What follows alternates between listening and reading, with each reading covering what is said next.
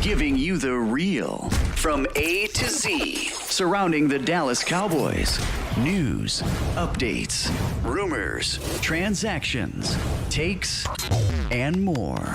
So strap up, Cowboys Nation, and start your day off with A to Z Sports.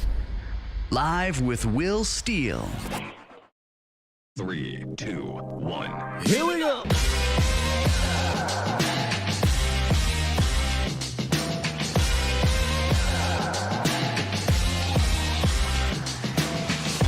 Good morning, good people. Welcome to A to Z Sports Live, the Skywalker Show. We streaming live on YouTube.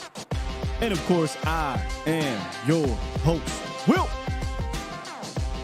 Skywalker Steele. Boom! Oh yeah, we bringing the boom back.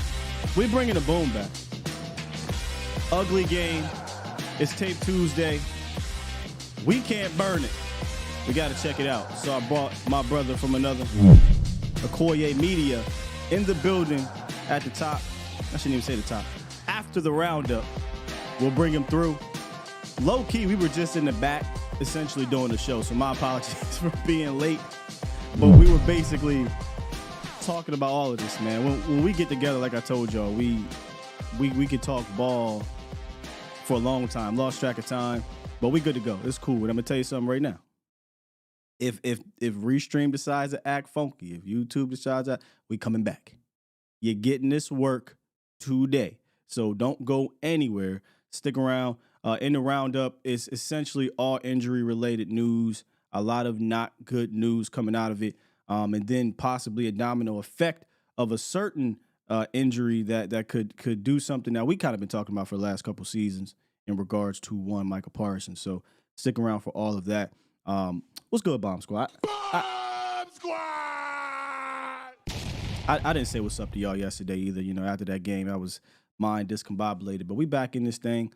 We got into the lab yesterday. The film came through, so we're going to talk about what we saw defensively. Then we're going to jump into the lab with Akoye on offense and just talk about this thing with y'all and figure out where to go from here. Because like I said yesterday, there was a lot of questions, I think, that were risen coming out of this game. So we need to find these answers, and we're going to try to provide some of them to you. So with that said, I'm going to go ahead and get into this roundup, and we'll talk to Akoye coming out of it.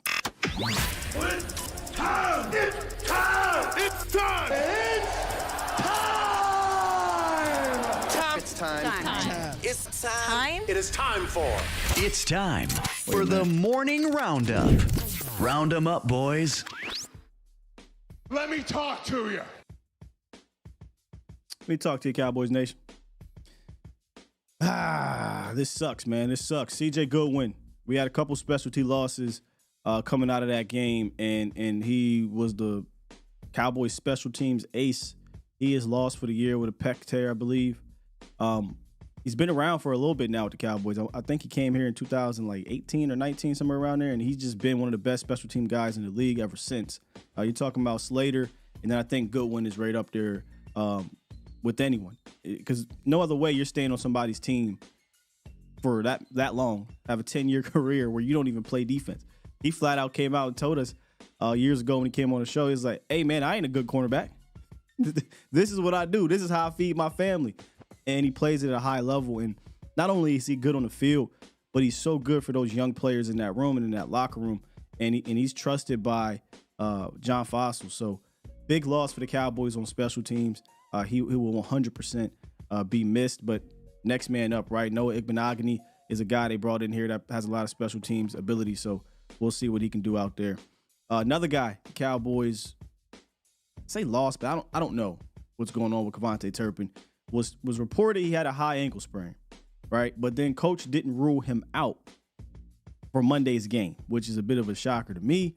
Here, high ankle sprain, that is the dreaded high ankle sprain, is almost easily 4 to 6 weeks. But Bobby Bell said he wasn't limping after the game. Coach is not ruling him out. He said he won't practice tomorrow, but I have my doubts that he's going to play against the Chargers, which is the only team he's run a kickoff return back, by the way. Punt return is against the Chargers in the preseason.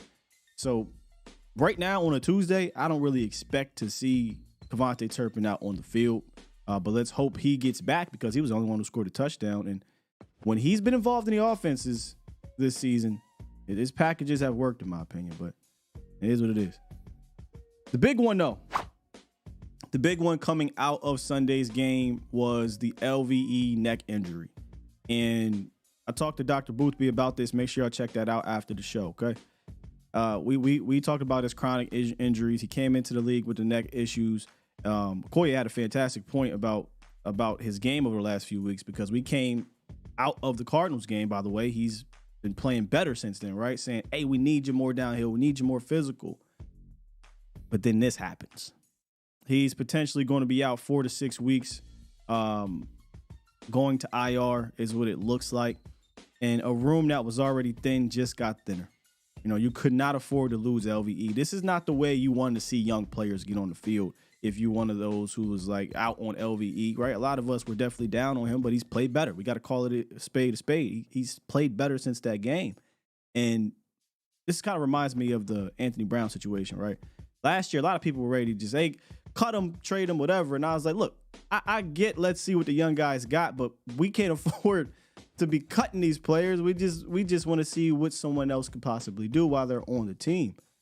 This ain't what you want from you. You don't want to see LVE go down 4 to 6 weeks in a room that now has only Damone Clark and Malik Jefferson as guys who have played in the NFL actual snaps in a game at linebacker. Like that's not what you want, man. I always thought it was a flaw going into this season with 3 off-ball linebackers, especially where one is an injury-prone backer. Just not smart business, in my opinion. And here we are. You cut Jabril Cox. You move on from Devin Harper, and now LVE is out. Not great, Bob. Not great. And that brings up Micah Parsons. The other option outside of free agency, which Rashaan Evans is the guy I would be calling right now. I'm not really sure what the hell was the problem, why he's out here in free agency. I don't know if he's asking for too much money, if he's a head case. I don't know, but I'd be calling Rashaan Evans right now. Anyway, Dan Quinn yesterday in his press conference pretty much hinted that Micah could see more time at linebacker.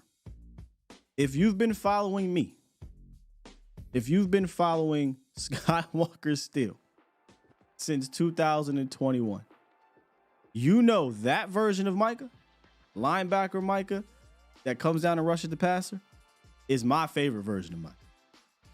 I think it's the best version of Micah. I think it's the way that he can impact the game more, in my opinion. I know that sounds crazy because he's one of the best pass rushers, but if you go back and look at his rookie year, a year where he's a buck, he's wide-eyed, he's still learning the position, right? He was top 5, I think it was, in total run stops. He had an average depth of tackle of 2.5 yards. That is double better than any linebacker over the last couple years for the Cowboys. 2.5 yards per average in regards to depth of tackle. He was top 10 in total run stops at the position. So not only was he stopping guys with quick passes or screens or whatnot, but when they were running downhill or trying to run away from him, Micah was meeting guys there. And I would like to see that be kind of the answer until they go out and get a guy. Let's put Micah out. You got guys on the line of scrimmage. Dorrance Armstrong, Sam Williams, Dante. Like these guys on the line of scrimmage early downs, I think can help you. Where Micah can help you more at the linebacker spot early downs. He has the ability, the mentality, the IQ to be an elite linebacker. That I fully believe that. And I'd like to see him be more linebacker with LVE out and then come down and rush the passer on 2nd and longs or 3rd downs to mitigate the situation right now. Now, if they go out and get a Rashaan Evans, cool. Then you can put Micah back at pass rusher if that's how they want to use him. But right now, I think your solution is in-house.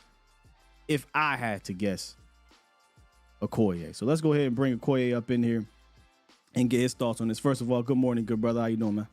What's up, bro? How you doing, man? You can hear me clear? I can hear you loud and clear. You're looking crispy.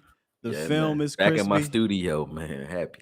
So we should be good today, y'all. If anything happens, it's cool. We'll come back and we'll figure it out. But first of all, congratulations on the victory your guy down in Oh Mexico. yeah, man. Your young bull got it I done. thought you was talking about the Cowboys. What victory? Nah. Yeah, man. Your victory as a trainer. That was a good one, man. It was a good one. It was quick. I told him to try to get some rounds in, but he hit hard, man. Can't help it. Yeah, if y'all want to see it, the whole damn it was a first round knockout. Yeah, like 30 seconds. Yeah, it's all right there. It's crazy because the whole time on Twitter, he was like, "Bull scared," and then as soon as that bell rang, like, yeah, you could tell he's scared. He brought a whole. I mean, they brought all the MS-13 down there to the weigh-in, man. He brought everybody. He was trying to scare us, and I'm like, "Oh, he's scared because why you bring all these people down here, man?" But I'm glad you came back. They can't get in the ring with you though, so it don't matter. But we had to sneak the hell out of the arena though. That's for sure though. We gotta get the hell out of here. Yeah. Get the dub and be gone. Ain't no celebrating around. Nah, get out of here. Let's get the fuck out of here. You don't want them to slip you a note. Oh, you celebrating? Remember I paid one of the Mexican boys that spoke English, man. I said, man, I gave him like $50 American. He thought I was the man. He was escorting me everywhere, man. I was like, escort me to my car, man. Let's go. Smart. Get me to my car. That's how you do it. Because I see him watch it. Like it's on, man. All right, Akoye, let's get into this game, and I kind of want to pick up where I left off with Micah, okay? And I know off the top, everybody is focused on what he said on his podcast. Now look, in regards to the George Kittle thing, do I like it? Nah, I'm not going to sit here in front. Oh yeah. Nobody. After you get whooped like that, I hate to kind of hear that. But I think the George Kittle thing is whatever. It's what Michael Parsons had to say about the actual game that I think should be getting the bigger headlines. But you touched on that. I get the other thing. This is what Micah said about the game, and this is why me and Akoye, we've been talking over the last day and some change. I think this game was lost Monday through Saturday, and then your players just compounded it on Sunday. This is Micah Parsons on the game plan in this game. Quote, and this is all quotes here. They had every counterattack. This is all quotes. It's all quotes. It ain't me. I don't want y'all. Although I agree, he pulled the whole AR out. He was taking shots. Okay, quote. They had every counterattack. They out-schemed us, and that's the truth of it. They were prepared for everything we were in, everything we were prepared to do, and we just didn't help ourselves at that. My hat is off to Kyle Shanahan and how he prepared. I definitely think he was prepared for us. I don't think that we were put in position to be prepared. I don't like that. For what they have. I feel like they knew exactly what we were in. They game planned and out-schemed us. Simple as that.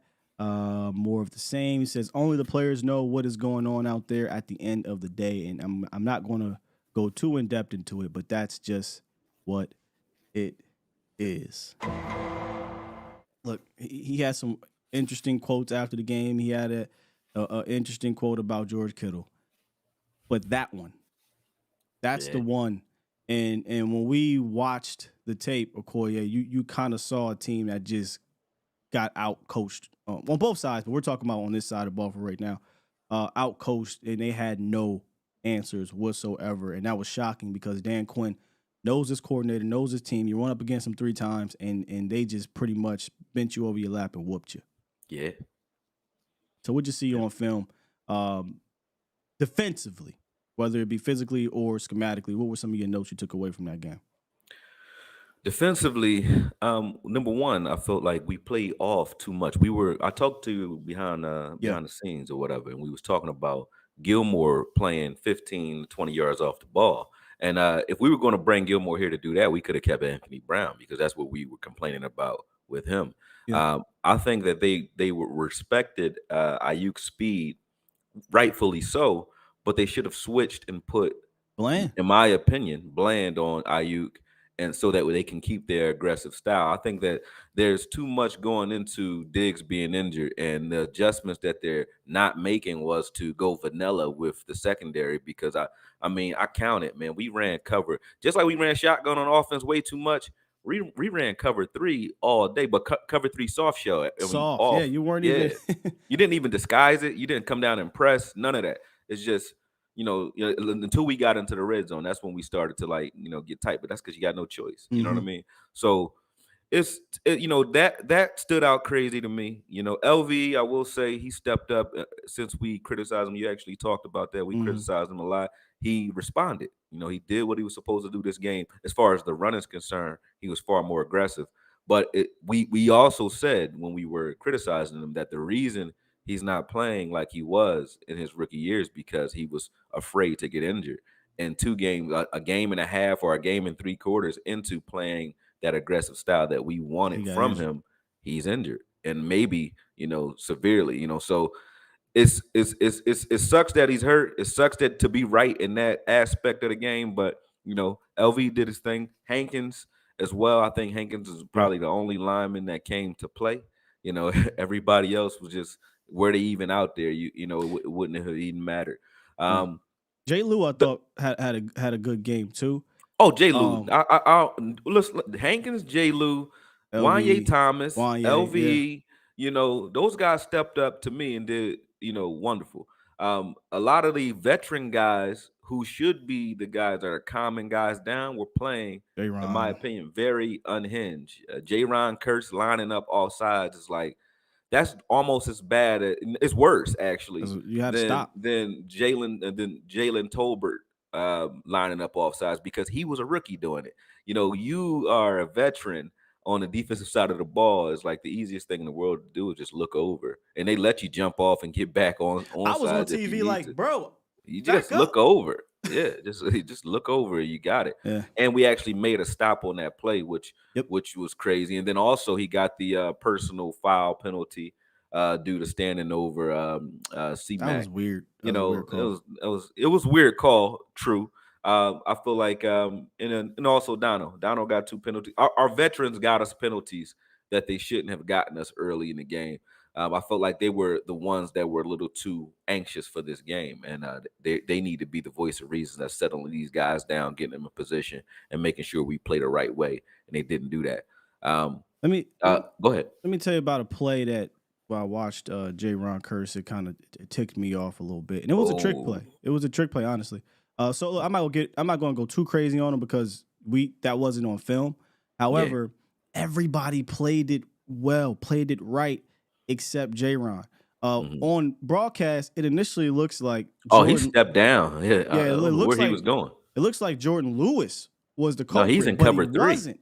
He's in cover 3. He saw it and just ran and chased it. Well, Yeah. look, your responsibilities are going to get knocked out of whack. It is what it is because of the on a way they flea flicker, tossed it. And it wasn't just a normal flea flicker. They tossed it right. It looked like a toss play, and they got it to, I think it was I want to say Debo, who was coming back left, and he gives it back to. So it's a good play. It was a good design, yeah. But Jay Lou recognized it, and this play is so excellent.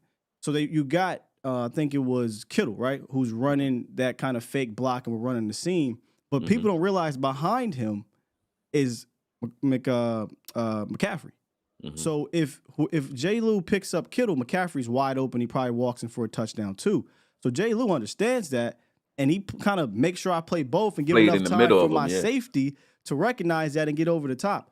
Well, Debo Samuels, because of the design, took about 4 different players with them, including J-Ron Curse, who was at the top of the key, right? And I'm using a basketball term. And all you had was space and opportunity behind Jordan Lewis. But if J-Ron plays deep safety and recognizes Kittle running, you're going to be able to defend that play really well.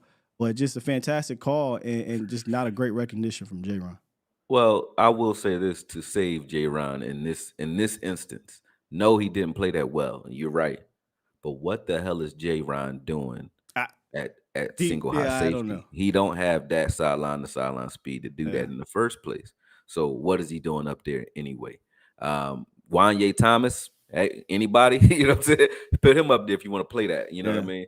Forget favorites. It's a meritocracy, and that's something that Wanye can do. If you ever decide to put Hooker in the box, then you do that by putting Wanye out there and let him do his thing. So I didn't like the scheme anyway, but you're right. He didn't play it correctly, but he shouldn't have been there to play it wrong in the first place. I just thought it was a weird game plan. You're playing a soft coverage for most of the game against a team that gets the ball out in like 2.3 seconds. Yeah. Like you weren't disrupting any routes.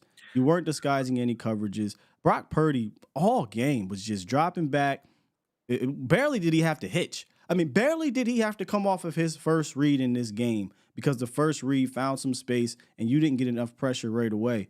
It was strange to see, bro, because that's not us. Like, you know, and that's you touching on it because those are two changes on defense. We both flip-flopped our defenses. We played less press. They played press all day. and they You know were what I mean? They stifling us. usually play soft and try to run to the ball and give you the stuff underneath. They were pressing on the line, which is why I think Dak started trying to get behind them early, starting to try to throw aggressively downfield because they were daring them to. They're like, we're gonna, smother the line of scrimmage. We gave them everything underneath. We usually don't do that at all. No, yeah, and we couldn't generate consistent pressure, but it's hard to when you play a team that gets the rock out in 2.3 seconds, right? Yeah. So to combat that, you have to get these guys off the game at the line of scrimmage. If you're going to play off, and they did something we did not do, right? Is in regards to scheming guys open and understanding what you're going to be in. I'm gonna tell you why they played cover 3, bro, because it worked last year. Mm-hmm. It worked in the playoff game, and I don't know why DQ didn't have the foresight to say, okay, Shanahan's no idiot. He's going to prepare for He's this. going to prepare for that. So, and there was times where they deliberately showed you cover 3 against Purdy, but Purdy, a wide-eyed rookie, big game, pass rush, different situation now. Purdy now is played in a couple big games in the playoffs, is playing well in this system, and Shanahan is Shanahan. So you didn't have a counter. And what was the first thing Micah said? He said, let me see if I can find it here. Where you at? There we go. They had every counterattack. They started off with counterattacks. Right. And you never countered that back. You know what I'm saying? Right. So it was a frustrating game to watch film-wise on tape. Right. All right. While that was rough on defense, Right. I'm going to come Bright out spot. here and flat out. You said bright spot? Bright spot is Micah Parsons is back at linebacker, hopefully, maybe. I mean, I hope, I hope we see more of that. He only played a handful of snaps there, but you said it on tape when he did play those snaps, it was good things that happened. Yeah. All right. But that shocked me. Don't get me wrong. I did not expect Dan Quinn to go out there and get 40 hung on him and have one of his worst call games I've ever seen from him and get out coached in that manner. I didn't expect that. But I ain't going to sit here in front, Akoye. On the other side of the ball, I came into this game saying, hey, man, Brian Schottenheimer, I feel like he can put his stamp on this with some of his concepts. Just let him call the plays, man. Mike, just let him call the plays. Let Brian do it. If this was going to look like, let Brian do it. If this was going to look like, I'm sitting here like, hey, we got these concepts. And look, I understood we had to kind of 1,000 cuts to that. I understood that, right? But there wasn't no rhyme or reason. We're about to get into the film, but just taking a step back and looking at it holistically in this game, from the rip, I'm like, they came out with a double sprint with the receiver, double sprint out, and then just a hook, all 5 yards within the line of scrimmage. I'm like, oh, they playing scared a little bit, okay. Shotgun run, right? The same shit we were seeing, like you said, under the other guy. With Kellen, and it was like, yeah, like, what's the Shotgun point? Shotgun run. It just looked like, where is the first 15? You saw how they came out, right, with a deliberate plan. It took like 3-4 damn possessions for the Cowboys to get into a legitimate first 15. Yeah. But I'm just going to kind of generalize everything and then to get your take on it, and then we'll hit the film. So I'll start up front. Don't think it was a sharp game up front. Coming into this game, we understood it was going to be tough, right? We understood Bosa was going to be a tough matchup over there. We understood Hargrave and those guys were going to be tougher. It was going to be a tough matchup. I thought they fought, they didn't win all the battles, but it is what it is. That doesn't shock me, right? That's a good front that you have right there. Wide receivers. I was shocked.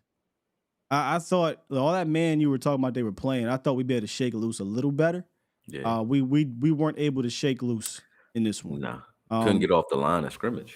And when you realize that early in the game, and that Oliver kid was just in Bruh's grill, which was weird to me.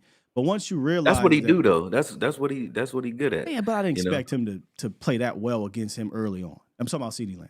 I know that. I know. But once you see that, you've got to combat that with some movement. Yeah. This didn't look like the offense I saw in the first few weeks at all in We regards to did none movement, of the bro. stuff we did week 1 that Bruh, we were one or louding two, about. Yeah, one yeah, or two. did none of that. I couldn't believe how And that stuff stagnant we were. works. The things we did in the Jets game, the Jets defense should have been what we watched to prepare for this game. The way we approached that Jets defense, the way we schemed to attack that defense is exactly the way we could have attacked this one. And we didn't do it. We didn't do much of it. And the 2 drives that I say we did, we actually scored. Both Yeah. drives. We'll get there. Let me set that one up real quick. Let me stay on Go CD ahead, hit Lamb. it. Let me stay on CD Hit it. Lamb real quick, bro, because Yeah, my coming out fault. of this game, I'm you emotional. good. You good. We gonna get there. I trust him. Believe me.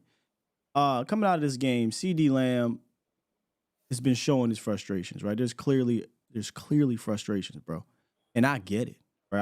I get it. Like, he had 18 targets or 17 targets over the first 2 games. He got that many over the last 3. You know, and he had 13 targets in 1 game. He has 18 over the last 3. That's unacceptable for a guy of his stature, right? Get open. And get over it, sure, but I said get open. Oh, get open. Yeah. I appreciate his frustration, right? Because he look, I'm mad. I'm like that. I think I'm him. I need to get the rock. I don't like the whole behavior on the sideline, not the sideline, on the field or whatever. But I do appreciate McCarthy having spoke with him. But here's what McCarthy said on CD Lamb's frustration. He said, "I'll just say that if he's not pissed off, he's not getting the ball, then I'm pissed off at him for not being pissed off. He's an impact player. He should feel that way.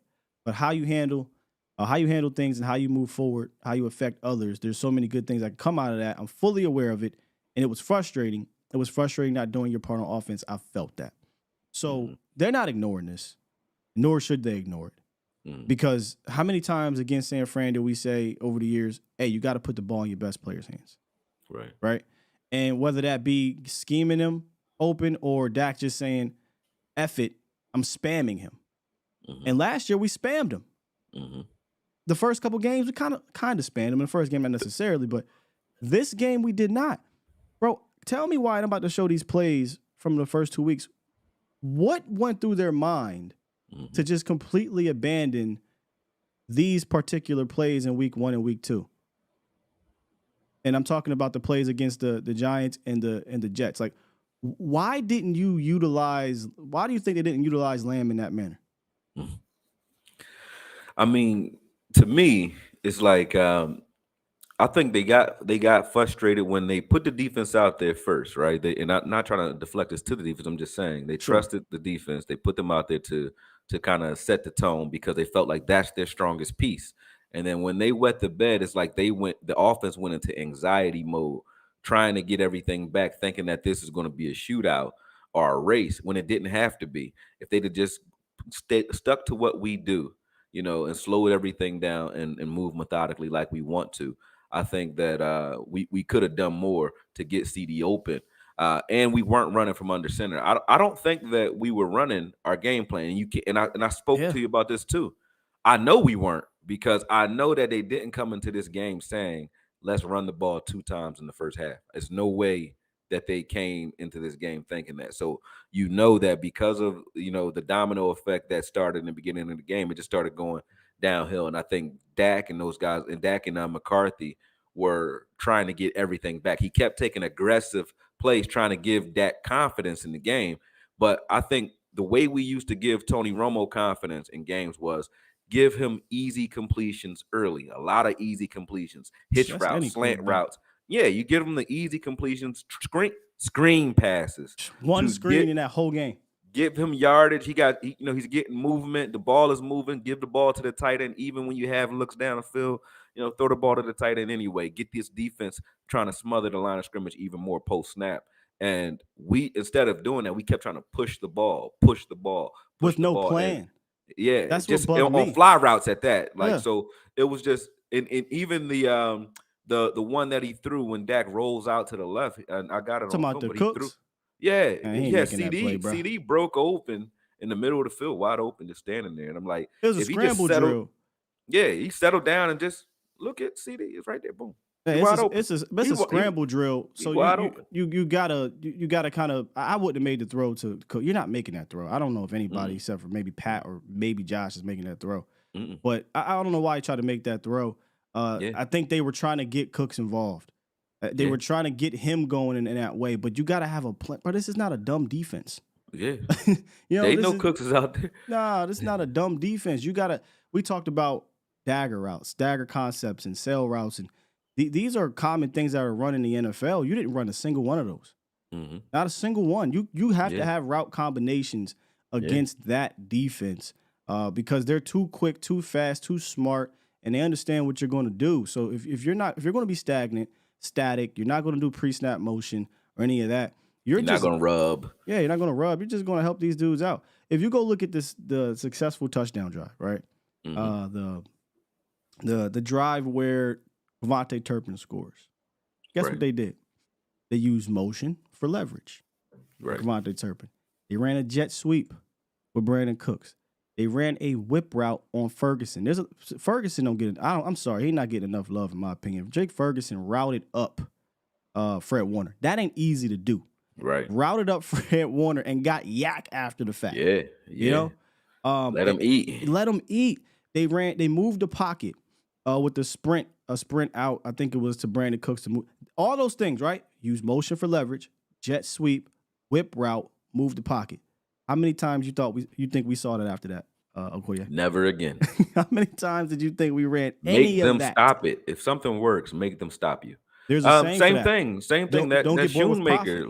That Shoemaker look where we were under the one play we ran from under center in the first drive was the Shoemaker look. It was wide open. We had he had a seam right between it was Greenlaw, a nice little lane right there. Yeah, right between Greenlaw and Warner.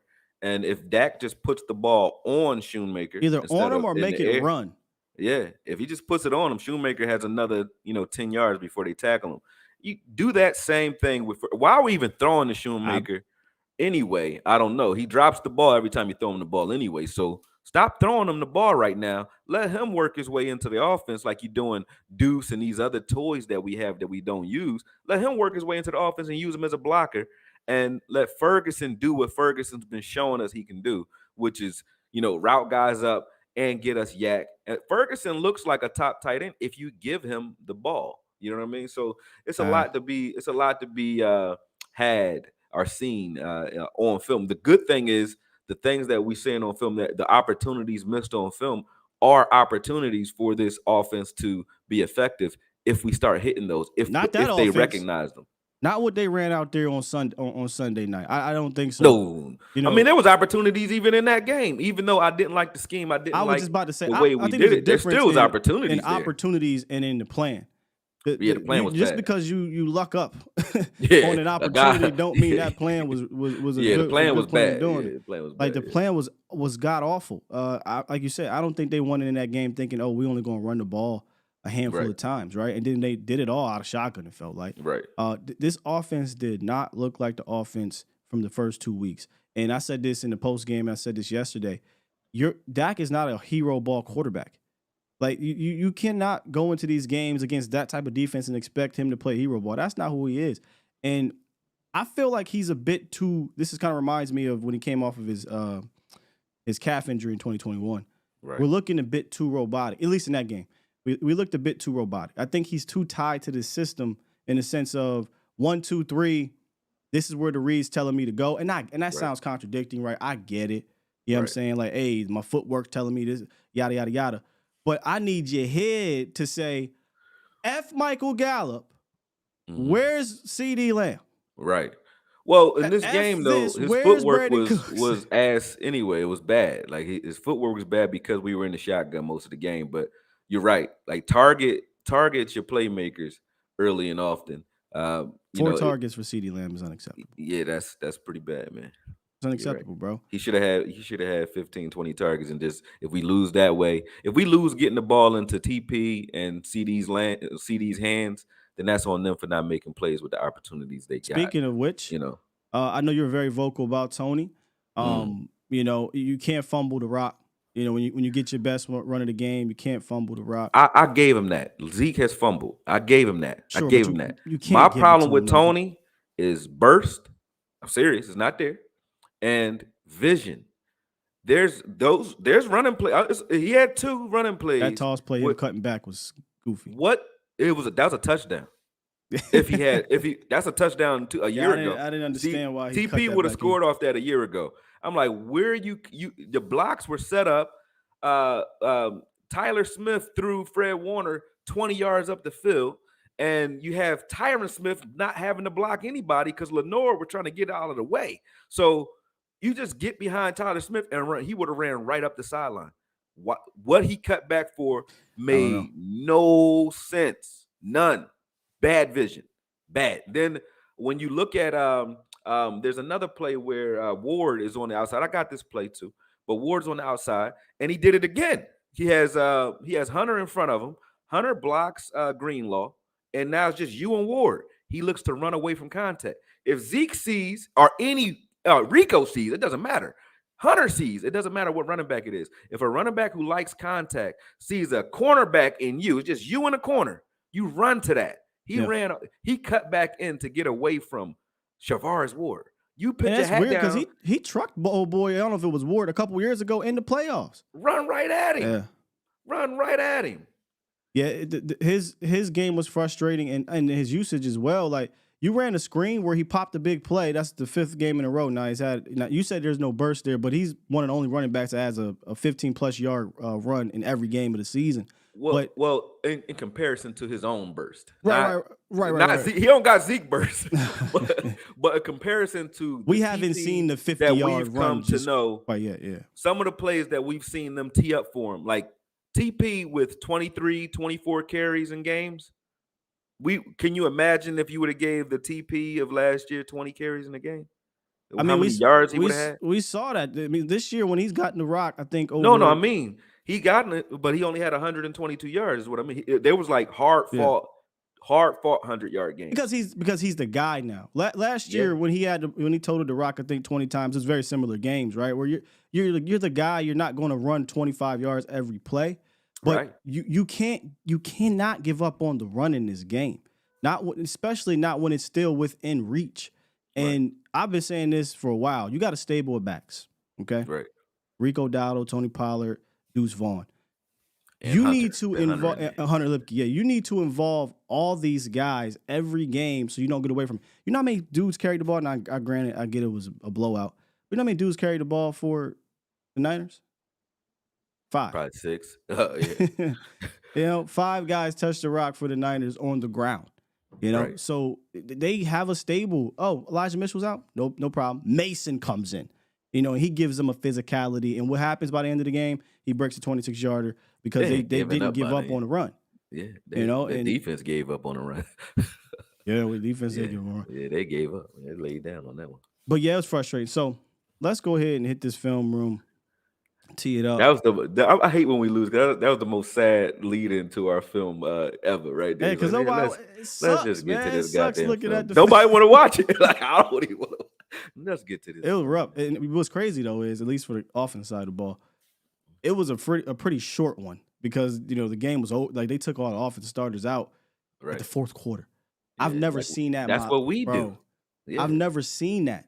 Even Trent Williams said, bro, I don't think I've ever had a game where I got out the game with 14 minutes left in the 4th quarter. Crazy. That's what we've been doing to teams this year. But now we know what it feels like, because that's what we sure I got this right because I know I've been. Oh, yeah, we're good. All right, cool. Boom. Here we go. You ready? Yep, I'm ready. Run this thing. All right. Well, first and foremost, we just talked about it. You saw that this was a shotgun run. They're going to put TP over to the right, and then they're going to run, just this, outside zone read. The first play? Yeah, but there's no motion. Like, if you're going to run zone reads, you run a pre-snap motion, jet sweep, stuff like that to get the defense shifting in ways where you want. This play here, this is what I was talking about with Shoemaker, and I'll pause it here real quick. When we were talking before the week, we looked at this same look to try to attack Ufunga. We were saying if you want to attack Ufunga or even I don't know I think it's Amos on the other Gibson on the other side. If you want to attack these safeties, you get them in the box, and when you get them in the box, you use your tight ends from under center. And this was a good look, but I think we just didn't come back to it for some reason. Dak needs to, he needed to settle down on his throw, but this is a good look, and I never saw this again in the rest of the game. And they did. It's not like they stopped it. He just didn't hit it, but they didn't stop it.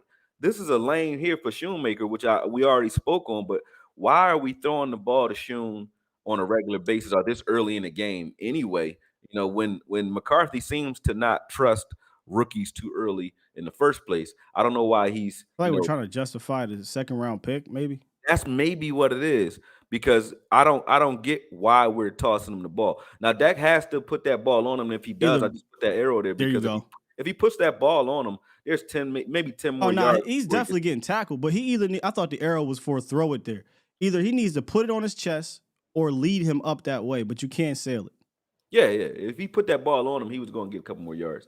And then, like I said, we took too many deep shots early, trying to be aggressive, trying to get that confidence. But I think more so is because they were pressing the most of the game, which gives you an opportunity. They were daring you throw the ball deep. Now on this look though, what Dak has to do is what Tom Brady, and I know that's a hell of a comparison, but what he used to do and good quarterbacks do, which is just take what the defense gives you. Get these easy completions out the way. He didn't have time to really get over to Ferguson on that play, but get those. If you run easy that back, do you have it? The guy, the guy coming through the. Yep, I run it back. I didn't need offensive line. Okay, it was a stunt. All right. Yeah, it was a stunt. Yeah. But here you see Fergie cutting wide open right now. On delayed release, yeah. Get to these checkdowns, on these delayed releases.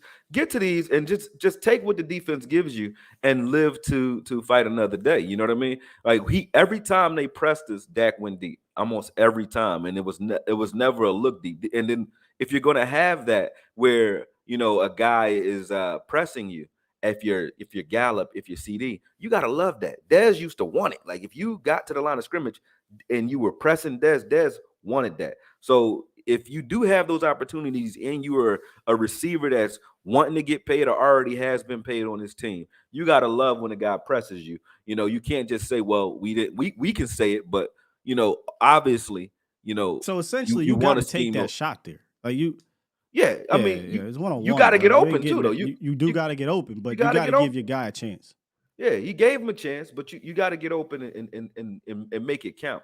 They were going for a rub route here. That I think they cut off a little too early.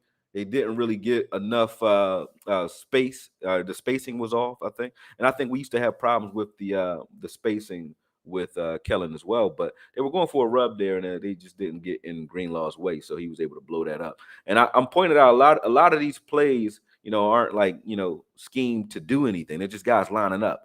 But when we got to third and short is where I was pissed off, because one, you were running gun before third down anyway, which was a problem, but you didn't run out of gun.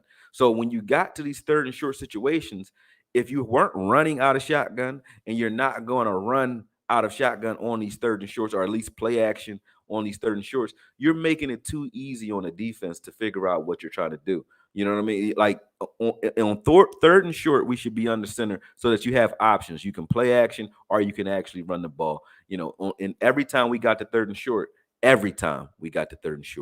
were in shotgun every time. And that didn't make any sense to me.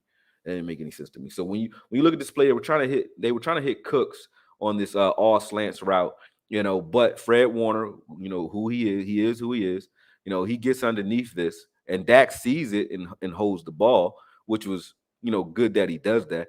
But he sees it. He saw that Fred was like cutting underneath that. But Fred is going to cut under every slant to the right. Like, you see that he jumped it, and Dak saw him jump at the last second, so he pulls this one down. But that shouldn't have been called in the first place. You know what I'm saying? So I meant by we had no legitimate route combinations.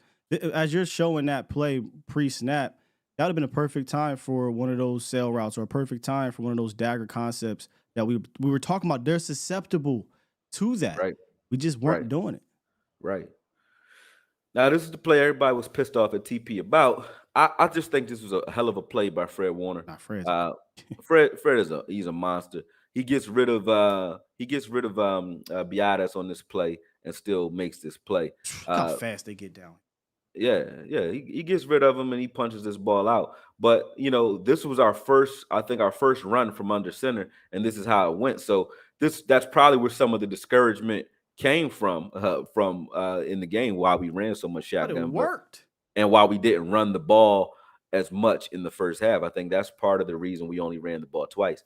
After we got the ball back, shout out to J. Lou for getting it back for us. But after we got the ball back on our 1 yard line, this drive to me was just they were just too aggressive early on. Like, and now we were talking about the fact that they were pressing early. Those corners ain't pressing. Those corners ain't pressing. So why we took this shot, I don't know. But I understand they were trying to get that confidence, but this ain't the place. This ain't the place to get it. And you don't have Aaron Rodgers back there, man.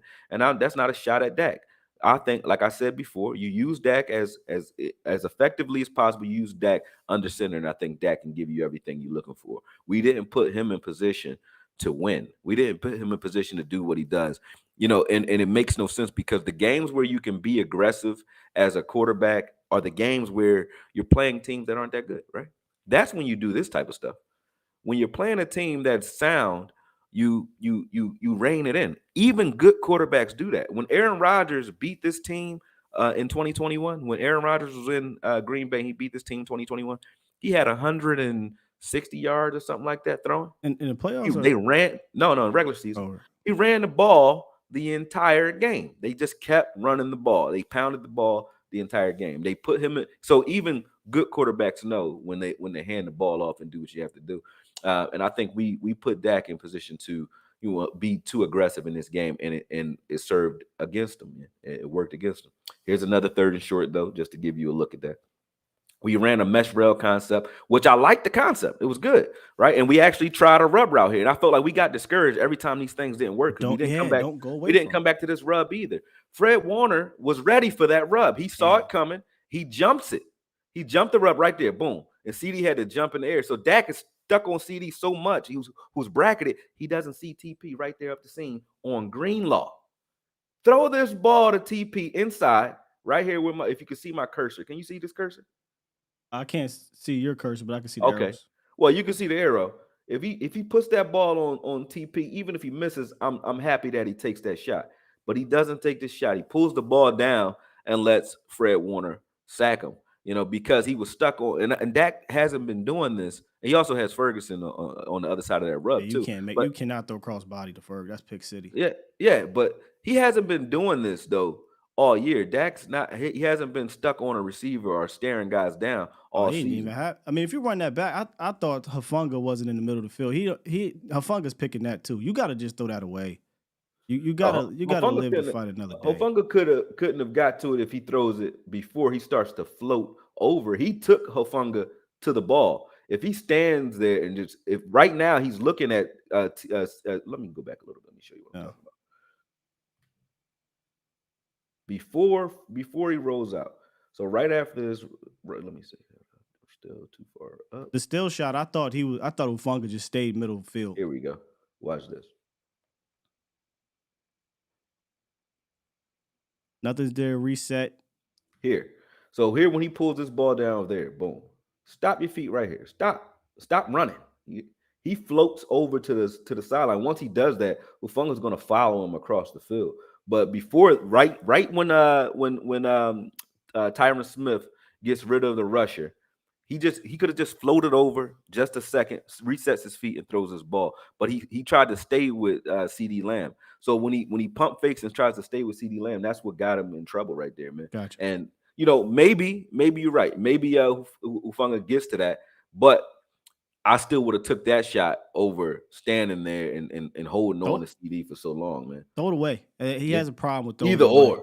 Yeah. Either or. Here's our second run from under center, and it's strange that these things work, but we didn't do this until the 4th drive. It's a touchdown drive. Yeah, this is the touchdown drive. But fourth drive, we got to our runs from under center and finally started using Cooks in any way whatsoever. I mean, I think this is more of to me, a CD type of play. But you give the ball to Cooks or Turpin on these, that's fine with me. As long as you're doing it from under center. I felt like when we were running the offense from under center, we did a lot better. And when Enrico actually was running hard, man, I just put this play in here because he ran hard. But we talked about this drive. We talked about the fact that when you start to do things that like impose your will on a defense, you can start to see the light, shining at the end of the day. And we did that on this drive. Although I still think we were in the gun way too much, in my opinion. But either way, like we were doing things to try to mitigate or counter what they were doing, like this moving line of scrimmage, run, throwing on the run. We didn't do this again. It worked. We didn't do it again. Whenever we did anything that would work, we would do. It was a one and done yet, and that was a problem for me, man. Still, again, like I said, way too much gun. I put all these plays in here. This is a longer breakdown because I just wanted to show how often we were in the gun. I know you would probably know the stats in regards to how many times we actually lined up in the gun, but it was just crazy. Like if you look at what was working, this is the play that to me was worse than the fumble. I mean, the fumble's terrible, but this play had potential. I don't get why he cut back in. The fumble was Warner making a play, like you said, right? Yeah. This was you not being yourself. This is stuff that TP does all day. They gave you the looks and the things that you're accustomed to. If you see the block set up here, Ferg pushes the defensive end inside, and now that's easy. I don't know what vision or what you're looking at, but there was nothing inside at all. There was no reason to cut inside. Run it back. And then you waste this with Tyler Smith. Yeah, go check out. This is how I noticed one. I mean, obviously it wasn't supposed to be cut back in. Well, look, how you just wasted a perfectly great block by Jalen Tolbert. Jalen Tolbert pins his guy so that you can get on the outside. Yep. I mean, what a great seal right there, man. See that? Why would you cut that back into the guy Jalen Tolbert is sealing? Yep. This makes no sense to me. None. And then you got Tyron Smith up the sideline, man. There was nothing there for me to say, like, why would you be cutting this back? Maybe he's not used to running with a fullback in front of him. I don't know, but that was idiotic on TP's part. And like I said, you wasted a block by Tyler Smith. Tyler Smith, the first time we get a hat on Fred Warner, we wasted, man. That was beautiful. This was a touchdown last year. This was a touchdown. He would have been up the sideline. You know what I mean? Fred Warner would have been getting up off the ground trying to chase this down. And, here's us abusing Fred once again, isolating him in man coverage and throwing the ball to Ferg, who also, like you said, he catches the ball and he gets some yak after it. So stress these guys out. Do the things that were stressing these guys out.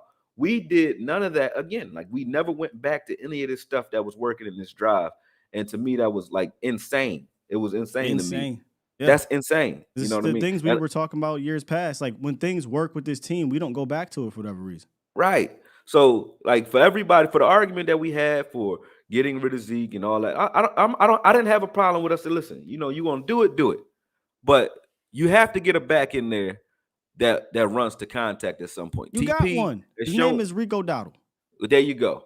Because TP has shown me that he does not want work, and I got another play in here later on to prove that he's running away from contact because of the added pressure of one being franchise tagged and coming off of an injury. And that's just not his style anyway. He's getting more carries. So I think he's trying to preserve his body rather than run the contact because he's not that type of back to do that in the first place. Let me go back on this play because I don't want to disrespect Turp on this play. Watch Turpin at the bottom of the screen. They got him in motion. This is the second time we use a pre-snap motion in this game, and it works like this. And again, what am I going to say? We never went back to it, right? Never went back to it. Crazy. So you get Turpin on Oliver, and the rest is history. We didn't do any of this stuff with Cooks. Like we could have done this stuff with Cooks, and Cooks would kill this too. That's what I was saying. We could have done this stuff with Cooks. Even when Turpin went out, there was really no reason not to use Cooks in the same manner. Like we talked about this in the matchup, right? In the film.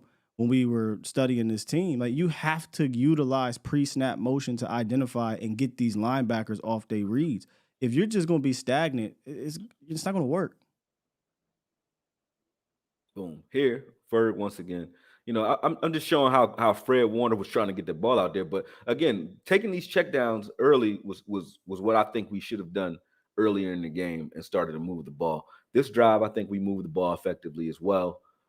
There's Cooks. This is what I wanted to show you here. Cooks opened up in the middle of the field. Dak didn't see it because he was already locked in the Ferg once again. And this is what we didn't see from Dak earlier this year. He was getting off. He had a timing where he was getting off of his first read and getting to a second or third quicker. He was locked on to everybody this game. Like he was supposed to throw the ball to Ferg, and he threw it to him anyway. He was locked on to him. When Cooks right behind that play was, let me go back because I didn't give that play justice. That play was designed to force Fred Warner to make a decision. If he sinks just coming up next. But if he sinks on Ferg and he drives on Ferg, then you have the middle of the field open. That's why they ran that double dig in the first place, because they're trying to sandwich Warner on this play. So here, soon if Warner sinks, you have Cooks open. So to me, excuse me, the pressure wasn't in Dak's face. So I can't give him that excuse and say like there was somebody in his face, so he had a reason to get rid of the ball. He didn't have time to get to that next progression. He did. Pause it there before you move forward. And that's what I mean by stagnant. I can't tell from I can't tell from the wide view there. The ball might have been out when Warner started to move forward, but that's what I mean by stagnant and not stagnant, but by robotic. I think there's times you got to just say, all right, 1, 2, 3, that's not there. I need to try to make a play. And I'm not saying be hero ball, right? Like this needs to be kind of baked into the situation. But I think that was a third down, correct? Yeah. 3rd and 5 or whatever it was, and we're running routes short of the stick. Like if that's going to be your outlet there, at least get it beyond the sticks. It just didn't make any sense to me. Even if it's not, because I understand you throw a check down and with a guy like Ferg, he can break. And look how many people was in the area. That's my point. Yeah, you threw the ball where Ferg is triple covered. No. I'm talking about our players. Ferg was there, whoever the receiver was, and TP. And TP standing right there. Why are we doing that? No, that makes no sense. Bad spacing. Oh, this is the play. This is the play I was talking about. So this was a breakdown, a broken play. Oh, never mind. Dak, I remember Dak hit Dez on one of these against the Rams in I think it's rookie or second season. But not saying like you have to look a certain place on a scramble drill, but I think he was locked in trying to make. We talked about this. Mahomes and Burrow, those guys, maybe Herbert, they can probably make this play. And if you throw it, lead them up the field rather than to the sideline with the ball. His shoulder, yeah, maybe you can make this play. But CD is standing in the middle of the field, wide open. So I understand some of his frustration. I mean, him and Ferguson are standing right in the middle of the field, wide open on this play, and Dak is locked in. Like right now, get the ball to your playmaker. CD would have killed on this play because there's nobody back there to really do anything with him. Nobody's on him. So this could have been a touchdown as well, or at least a 50, 60-yard play where you get some confidence that you're looking for. He didn't set his feet. He just ran and just tossed his ball. You know what I mean? And he's just not trusting himself in this game, man. And it's sad to see for him, not for me, for him, because all of the criticism that he's getting and that he's going to continue to get. Again, there's CD is open, and I know you were saying like, well, maybe the ball was out before these guys, before he broke open. But I caught the frontal view on this one, and you can see clearly right here. He can see the middle of the field. You can see CD right there at the bottom of the screen. It's right there. He has pressure in his face, but you got to stand in and let that ball go. There's a couple what they call big time throws you're going to have to make. That was one of them. Yeah, that was one of them. Now, as soon as we used we put him under center consistently in a drive, this is what happened. This is what we looked like, and a lot of again pre-snap motions from under center. This is what we look like, and this is why when we were saying like our front didn't look so good, is because we weren't allowing them to attack like this. Like you saw what we saw with Tyler Smith on that last play, but we weren't allowing them to attack. The very next play after that run, this is what you get. A play action. Look at the middle of the field, Scott. It's wide open. So why do you think CD got this play off? Because you ran the ball from under center and it was effective, and then you play action right behind it, and it works. It works. If you do it, and if we were doing this all game, we would have put the pressure on this defense to have to deal with us and figure out what we're doing. Again, if he breaks this tackle, there's nothing but space. That's a touchdown if he breaks this tackle. There's nothing but space in front of him. Maybe Ufunga peels off of Cooks and catches him, but I like CD versus Ufunga or versus anybody in the open field with that much space. So if he can break that, that's why he was so hyped to try to break that tackle, because if he breaks that tackle, he knows that's a touchdown. And this is what I got pissed off, like I said, about once again from TP, man. Watch this play and tell me this don't tick you off. We under center. It's blocked up. There's nothing inside. Now, he does trip, but it's because he hesitates. He trips right there over Hunter Lipke, right? But it's because he hesitates. He saw Travaris Ward and didn't want no work. He didn't want no work with Ward, man. That is crazy to me. Give me a back that runs the contact and then put TP in there. TP is not your bell cow back. I don't care what anybody says. I'm done with that. I'm done with that. I don't dislike TP. I like TP doing the things that he should be doing, which is being a scat back and third down option, or that he is. That's what I think he is. He's not a guy that you keep handing the ball 20 times to. I just don't think so. This play here, again, if you're gonna, I understand if you think it's fourth down territory, you run on third down. I like the idea of running on third down here. People were mad about that. I wasn't. I didn't like the formation that we ran out of. You know what I mean? This is Rico running out of the shotgun on third down. This gets blown up. If you run from under center, you get 3 yards here, we can go for it on fourth. But when you get blown up because you're running, again, out of shotgun. Now, what would possess you to run out of shotgun with the success that you've had on this drive? Now, we get points out of this drive. This is a field goal drive, but this is the difference between field goals and touchdowns. When you see your big plays have been coming from under center, what possesses you to go back to shotgun here? Shotgun runs have not worked all game. The only way you would possess yourself to run here is if I'm going for it on fourth down, which I thought. Nothing wrong with the run. There's something wrong with the shotgun run. Well, regardless, what I'm saying is shotgun run, I don't care how you decide to run it. I don't like to run here, period. But if you're going to run it, right, you say, okay, we're running to get a yard or 2, 3 yards and make it fourth and short. You got one little measly yard, but I don't like the non-aggressiveness here. Why kick a field, bro? You're down 21-7? Yeah. They're moving the ball on you. You need to get momentum. I think you need to go for it here, 4th and 4. You're on their 37-yard line. You don't get it. You get the ball back. But, yeah. I mean, they were moving the ball on you anyway. You need to go for it and try to get a touchdown here. That's game management I don't like from McCarthy right there. Yeah. Yeah, man. That was crazy to me. I mean, I get it. But even if, like I said, if we were under center, at least we could have play action out of that. Oh, for sure, yeah. This look here, again, McCarthy and Dak drawing up aggressive plays instead of being patient and working your way up the field. The rest of these clips are just, Dak interceptions, to be honest with you. But that play there was him trying to push the ball upfield. There was nothing open, so pre-snap, the play was called. They said throw the ball deep to Cooks anyway, no matter what. And just like he was locked on the receivers post-snap, they were locked on to ideas that they had pre-game, which is we're going to get Cooks involved. And that messed up their entire game plan, I think, because you can see that they wanted to involve Cooks this game. They kept forcing the ball to him deep. But if that's not working, if they're on it, they're on it. You know what I mean? Work the rest of the field. I have heard the utilization of Cooks was criminal. It's criminal in general right now.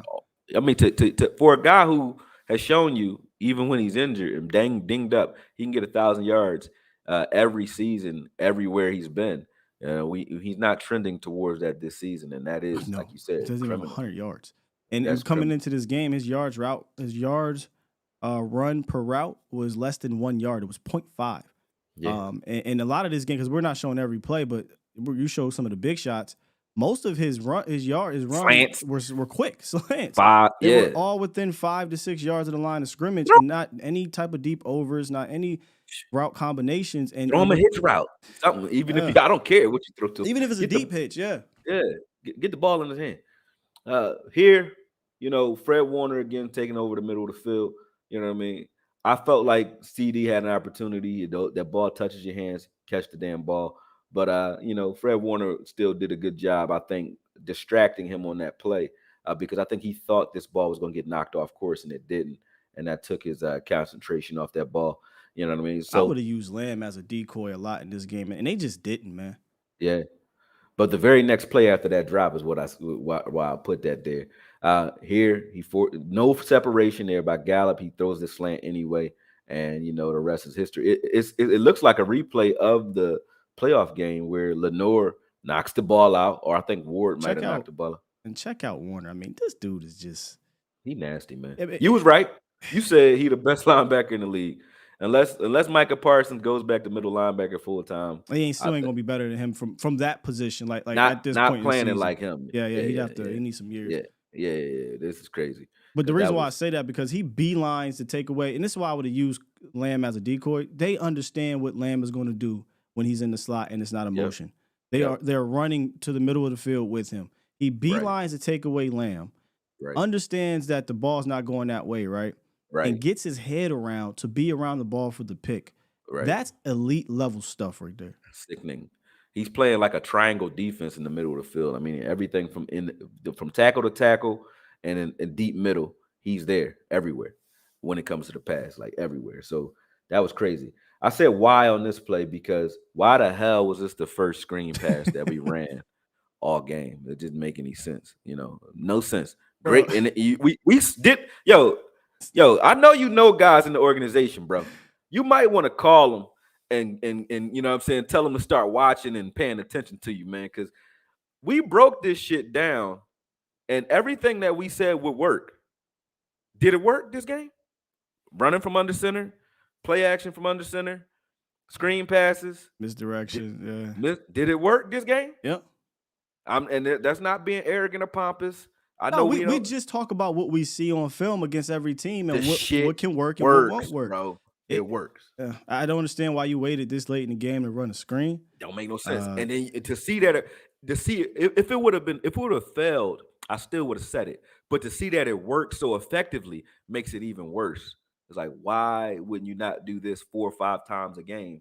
You know what I mean? Make them have to chase and tackle. That's it. Make them have to chase and tackle you. Whether it's your tight end, your running back, whatever, get these guys, we said the backs should have a big game because San Fran gives up so many passes to backs on film because they disregard the back. And you know what a screen is and we didn't see a lot of in this matchup for the third consecutive time? Easy buttons.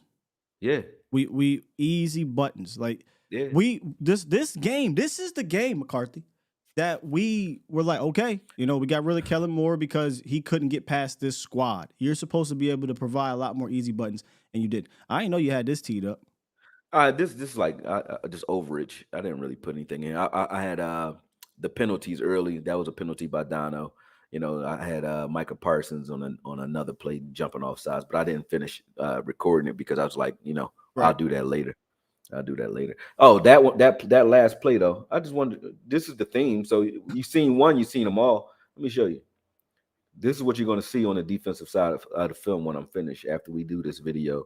I'm gonna probably save that content for you. I got you. But look at this. Look, just pay attention. This is what we ran. This is what if they were pissed. This is what they were pissed off by. We're in cover 2 or cover 4 right now. Look at how far off the ball we are. They're daring you to throw underneath to Ayuk, daring you to do it, and they do it. So it's like, why are we giving up that much space? Okay, so we ain't do defense. And then if you're going to give up that much space, sit on them. But that means run this back. This is what I mean by Shanahan is a fucking wizard, bro. Run this back. Well, not that far. No, the motion. What the motion does is look at the window it creates. So go do the motion. Yep. Do the motion with use check. They call them juice. Boom. No, keep it going just a little bit. Keep it going so he can come completely out the middle of the field. Yep, let's go. He brings Curse completely out.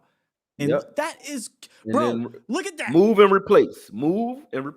They move Curse, and then they threw right into that vacuum. It's easy buttons. And the reason why you were able to get LVE and all those guys shifting, look how many weapons they got over there to throw the ball to. 1, 2, 3.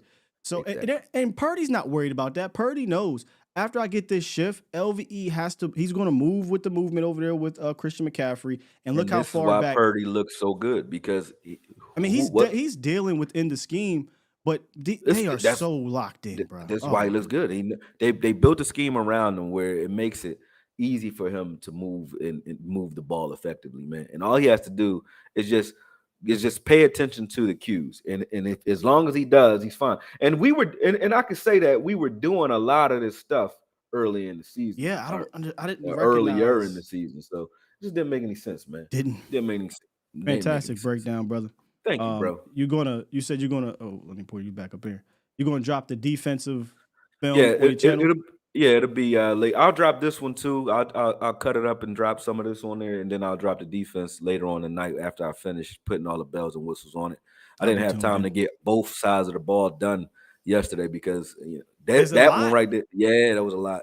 It was a lot, especially when you're doing offense because you got to keep watching each play 4 or 5 times to try to figure out exactly what they may have been trying to do there defensively and offensively. So it took a little longer.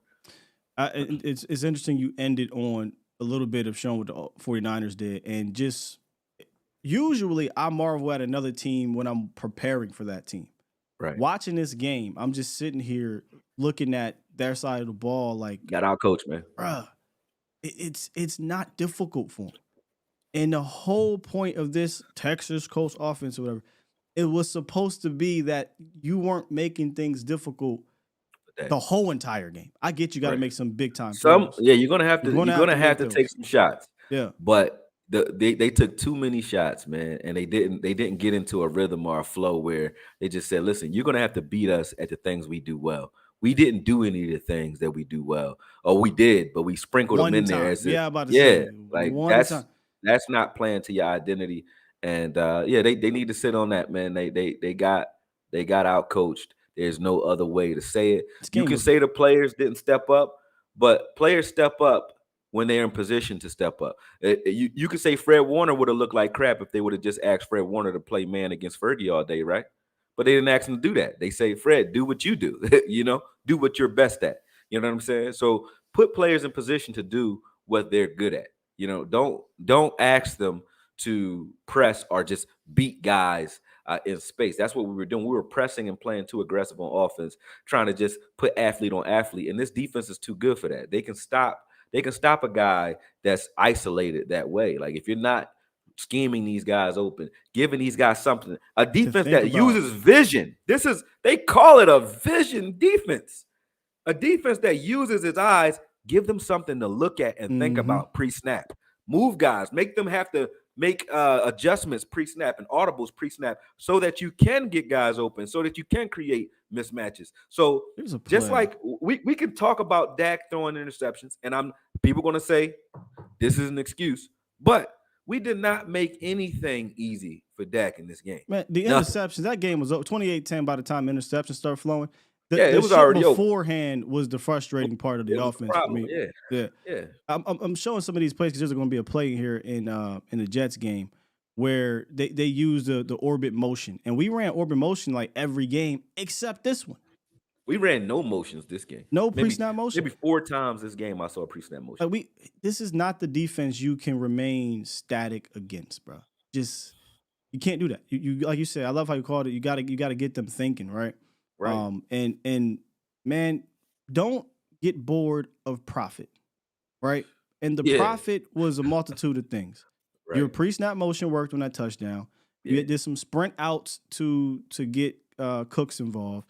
Ferguson, I thought was starting to feel it a little bit, and you didn't go back to it. And that's again where I go back to we got it. He has to get out of this robotic feeling of, okay, 1, 2, 3. Certain defenses, that might work, right? I need somebody to go to the sideline and say, how can I get Lamb involved? How can I get Cook? Shouldn't even have to go to the sideline, honestly. Just going back on real quick. Which one you're looking for? Because it's going to start over.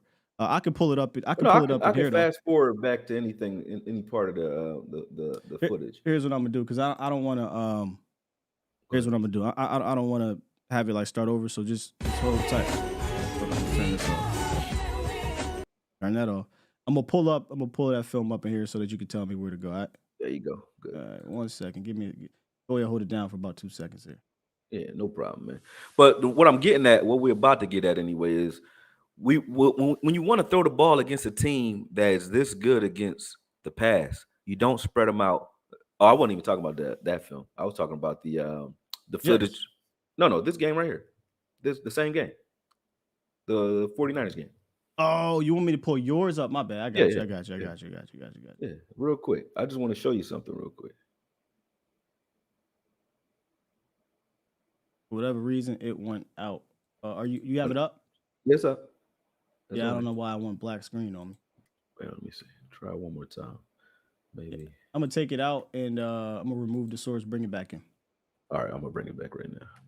My bad. I thought you were talking about the CD. No. Yeah, I just wanted to show you on the play where CD gets all the yardage that he did get on that play action. Look at the boxes that we were getting every time we went under center. If you want, there you go. Every time we went under center, let me just find one real quick. Whenever whenever we caught them in a run look, they load the box with nine guys. So if you want to throw the ball deep, it ain't gonna be out of shotgun. You're not gonna get those type of looks out of shotgun. Let me see where we at with it. You talking about the one where Dak scrambled to the right a little bit and threw the CD in the middle of the field. Yep. Hold on. Yeah, that's second. Right after this play. It's coming up next. So just look at the box. Look at the box on this play. Like if you want to get the ball to the middle of the field, you want to get them in looks. That's why under center is so important. You want to get them in looks where they're coming with it. They put an extra linebacker on the field, 48. They put an extra linebacker on the field, and they're looking in the backfield. They're keying in on the backfield because they're thinking run. So when you want to get the ball deep and you do want to take those shots, you do it from under center. Yeah. That's because they're not thinking Yes. pass. They don't have any. There's nobody back there. There's 9 guys up front. And keep it right there. Keep it right there. First of all, this should have been Dagger. I don't know if this is an option. He does some deep ass whip type of situation.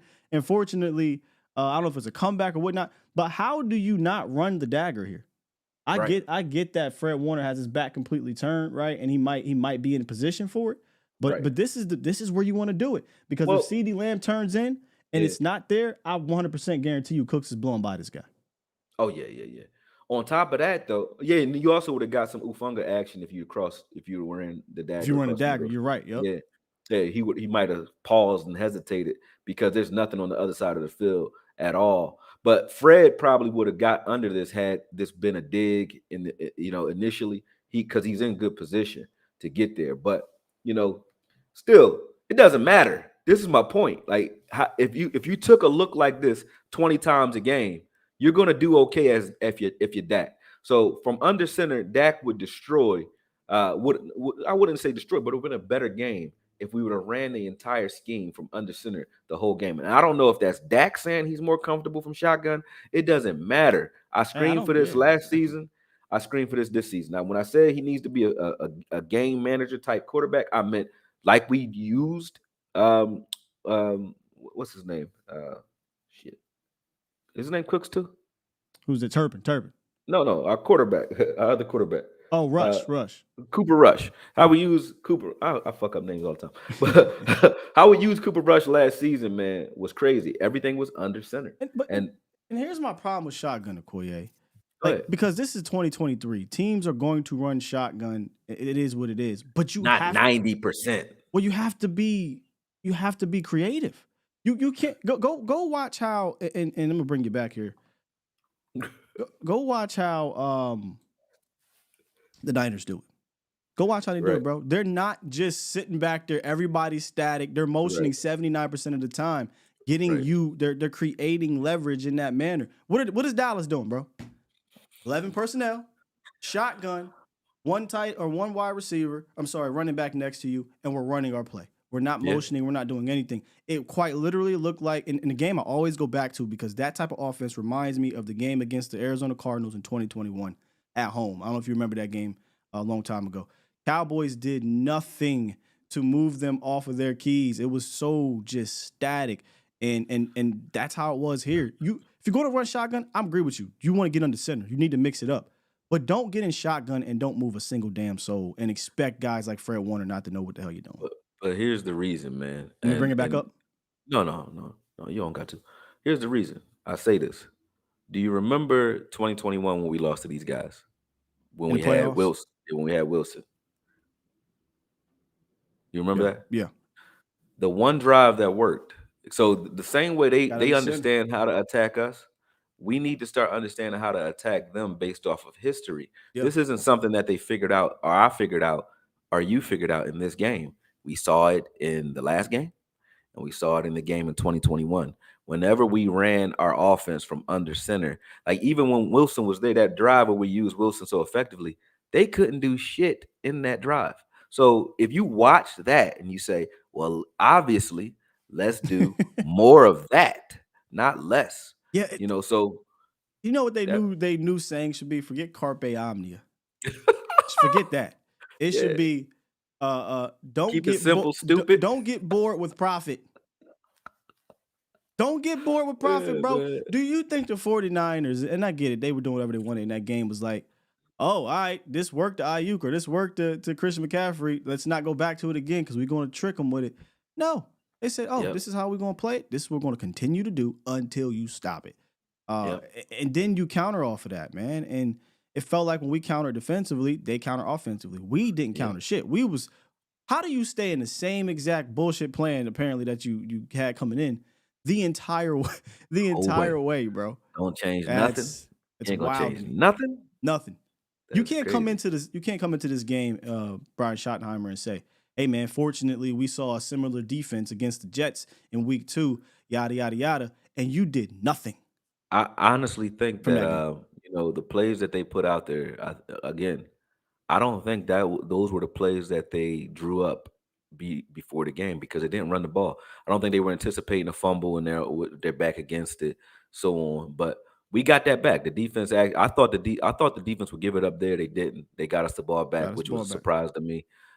So I think because of that, the anxiety went up, but they didn't realize. It's like sort of like when you think in boxing. I say this like some people, or even football. You hear footsteps. They were hearing footsteps as if they were getting scored on, but they weren't getting scored on. The score was 7-0. You know what I mean? And even when I get to that, man, Marquise Bell, I like the experiment, but no, So like let he me was ask you lost about in there, space. bro. That's He was crazy. lost in space, I man. got my notes.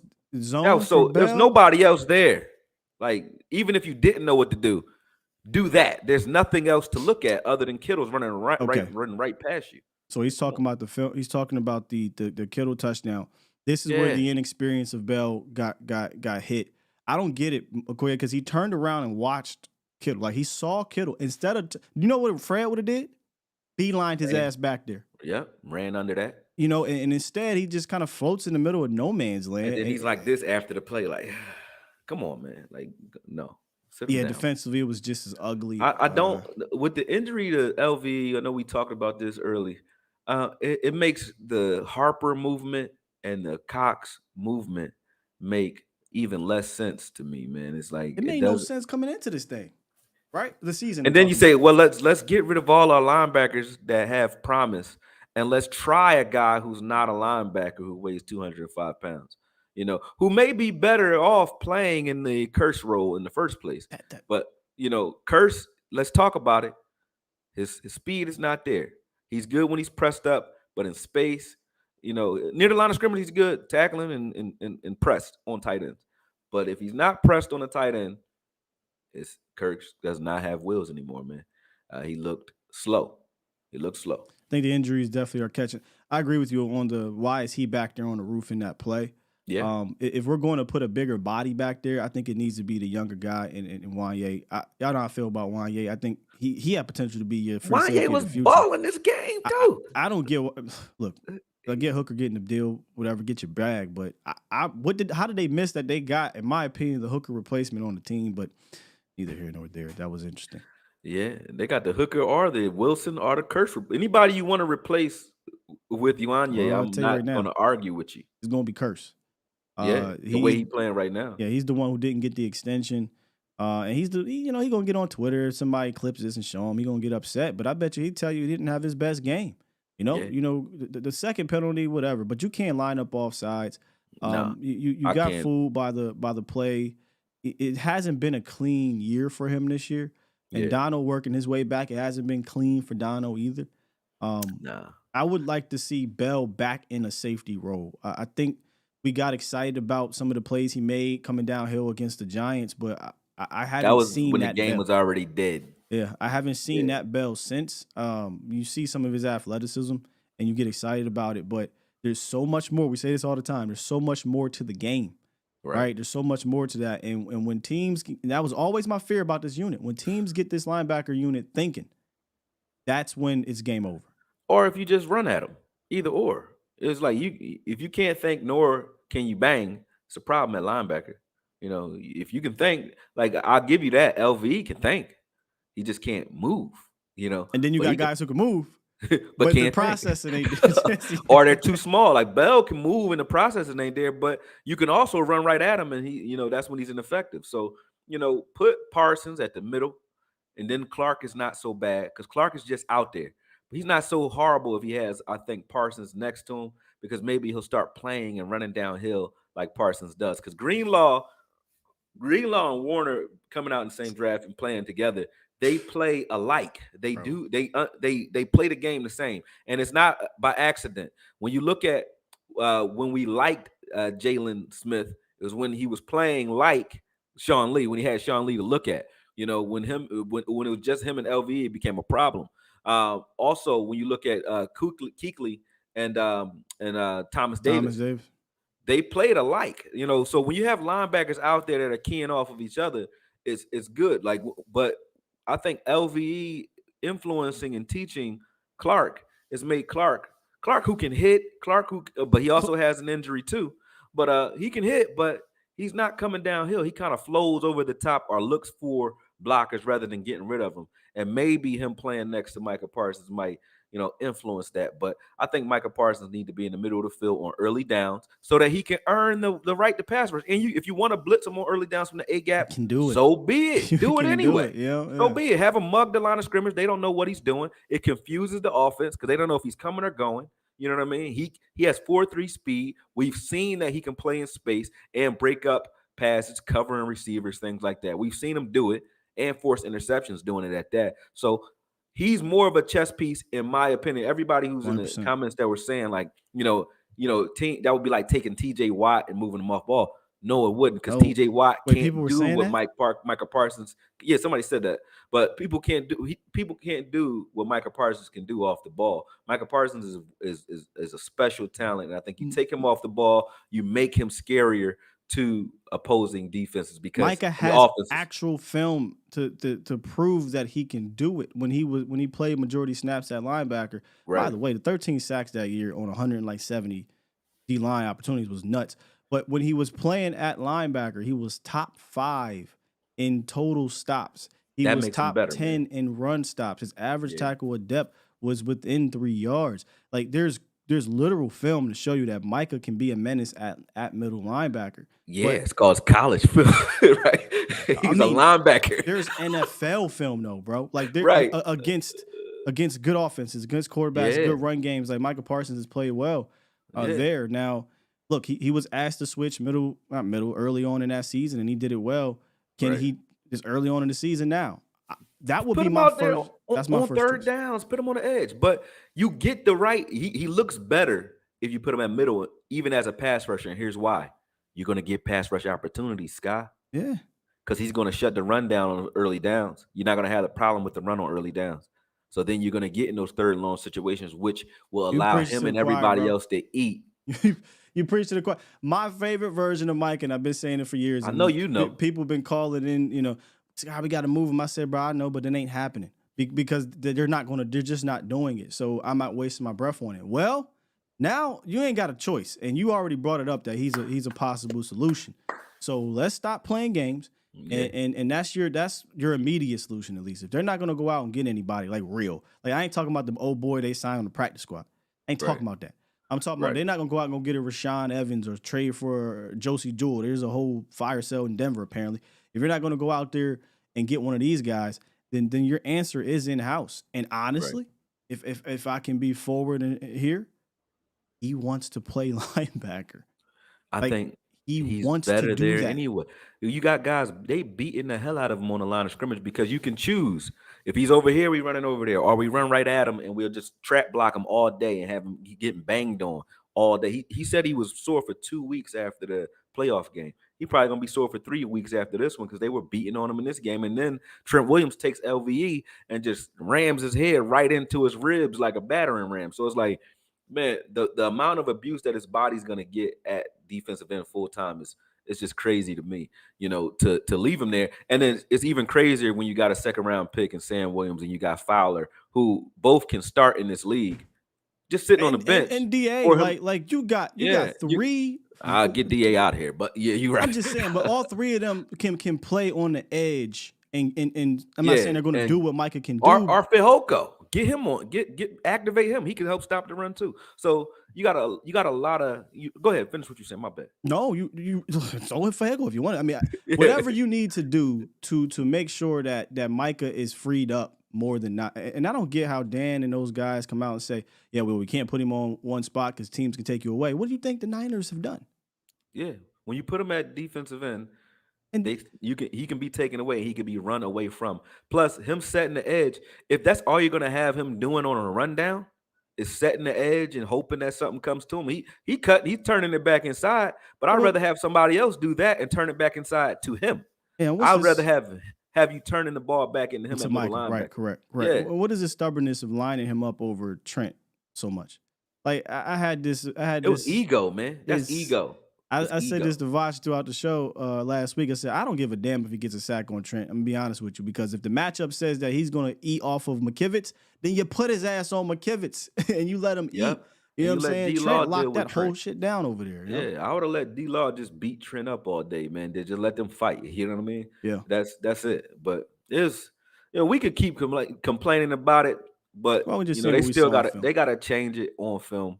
And we got the Rams coming up, so they got to do their thing.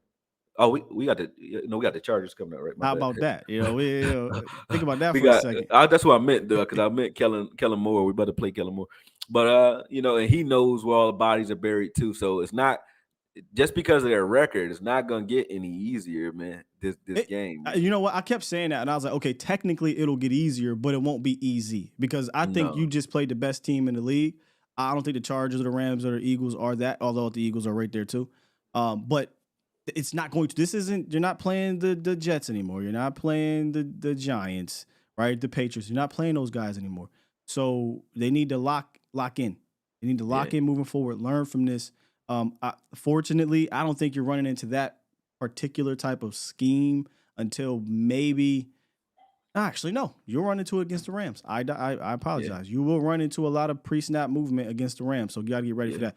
We did well against it. Was it last year? We did well against it last year, right? But we also did well against the Niners in the playoffs. And what happened? And Sean McVay and Shanahan ain't far from each other in regards to how they plan things. So you better be ready for that. Difference is, and we'll get to that once we get to the Rams. Old boy will give you a lot of opportunities. A whole lot of opportunities. Matt Stafford wants to give you the ball. He's a very arrogant thrower.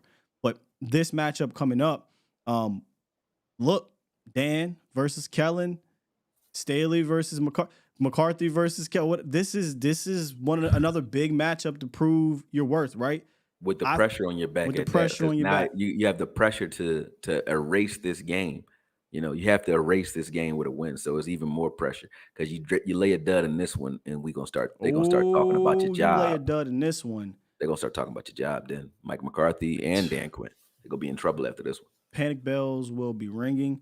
We were talking about this backstage, like we're talking about January, but we need to get back to that 1 week at a time mentality. You lose this one. I mean, I said this yesterday, bro. Like, my confidence in beating the Niners in the playoffs is zero. Like, they have to beat them. It's zero. But you lose this one where don't mention playoffs. Like, don't mention that. You don't mention that because now you're fighting for your life to get there. That's where, if Parsons is a tone setter, right? Sure. So that's where a lot of the overconfidence comes from, because he has the ability to be as confident as he wants because he can do almost anything on the field. But when you walk into a game thinking that, you are just going to show up and guys are going to fold for you, everybody can't have that mentality. You still got to do your job. And when I say everybody has that mentality, it shows because of how boisterous Parsons is. So he talks about playoffs. He talks about being the greatest player ever and so on. Talk at this point, and we learned this after the Arizona game. Talk is cheap, man. Yeah. This is the show me state from now on. Texas is now the show me state, man. Oh, that's so crazy you say that, because in my head this morning when I'm waking up seeing all these things, I'm like, this is the gifting. I don't call it a gift. This is the curse of being the biggest sports franchise in the world. Yeah. Where, I don't know if you saw this, but Kyle Shanahan used a soundbite from DeMarcus Lawrence. DeMarcus Lawrence said, "We're the best defense in the world or the universe," or something like that. And Kyle Shanahan took that and showed his defense and his offense. Right. And took that shit personal. Right. And look what they did to the best defense in the world. And I was trying to put this up there because I couldn't remember the guy's name. You know how I am with names. I think his name is Anthony Smith, though, from the Steelers. The Steelers were, do you remember him? Number 27? Back when Troy Polamalu and Ryan Clark was there, they drafted another safety. I think his name was Anthony Smith, but he was number 27. They Oh, cut him after that it's the game. Tom Brady game. Yeah. Yeah. He was talking shit before that game. Tom Brady And game. Tom Brady and them did him dirty. They got in his face too. Did him dirty. And he got cut the very next game. So I was saying that the only reason Micah Parsons could get away with talking is because he is an all-world type of player. But he still needs to set the tone with the team because he's a leader as well. Shut up. Have everybody else shut up and do your job. Everybody's trying to get sound bites out there, and we're already getting everybody's best punch because we're the Cowboys and we're on national TV all day. You don't need and they don't need any added incentives. They already don't like you, and then you give them that too. You're giving them bulletin board material. That's stuff that used to get guys cut on teams. Don't give a team anything on a bulletin board. The Patriots would say, "Well, we just worried about next week. We worried about next." They wouldn't even talk about the playoffs when they were winning Super Bowls. They wouldn't talk about the playoffs. Yeah, you got to read the room.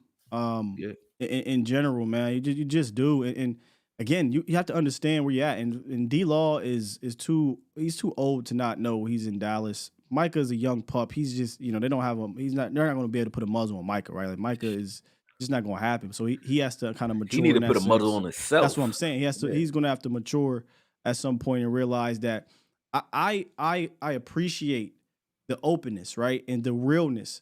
But what I don't think he may not understand is that everyone outside, they're not going to use that to uplift you, bro.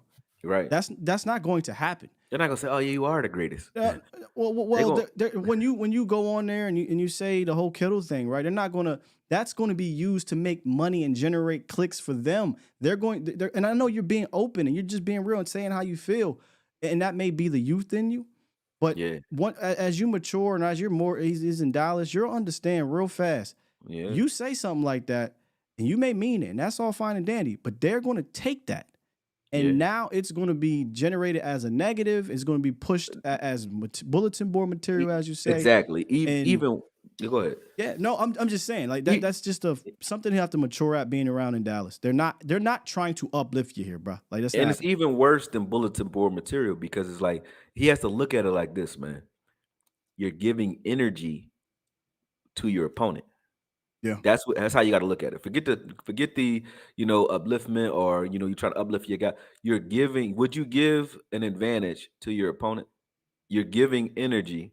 You're giving life to players that might have came in flat. Now they're not because they mad at you. You know what I'm saying? You're giving life to players that are dinged up and injured. Now they doing an extra day in the rehab room trying to get ready for this game because they want to play. They want to hit you. You know what I'm saying? You're giving extra energy to that tight end that's pulling on a trap block to hit you low or to just crack you because they don't like you. You know what I'm saying? They don't like your air. That type of stuff is what happens when you run your mouth, man. And that's not just in football. That's anywhere, boxing, anywhere. You don't talk trash too much, man. Unprovoked, Yeah. I mean, you can retaliate all you want, right? But let your game do the talking, man. Kobe was the greatest basketball player I've seen in a long time. You know what I'm saying? He ain't talk a lot of trash. Now before game on the field, yeah.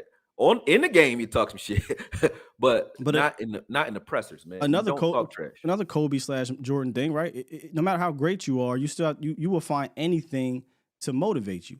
And the Niners coming into this game at 4-0 was great. Like they barely had any flaws. We were watching right. So what you did was you gave that great team. And I say when I'm talking about D-Law essentially, because it was D-Law who said what he said. That, yeah. But gave that. They're all talking. Though. They're all talking. Yeah. Well, in that manner, Micah also said some things. I'm not sure quite what he said leading into this game that was bulletin board. But saying that, hey, we're the best defense in the world, Craig, going up against an offense who's out here just doing whatever they want, and a defense who was playing just as good, if not better, right, against better opponents. Bruh, sometimes we're on to Cincinnati.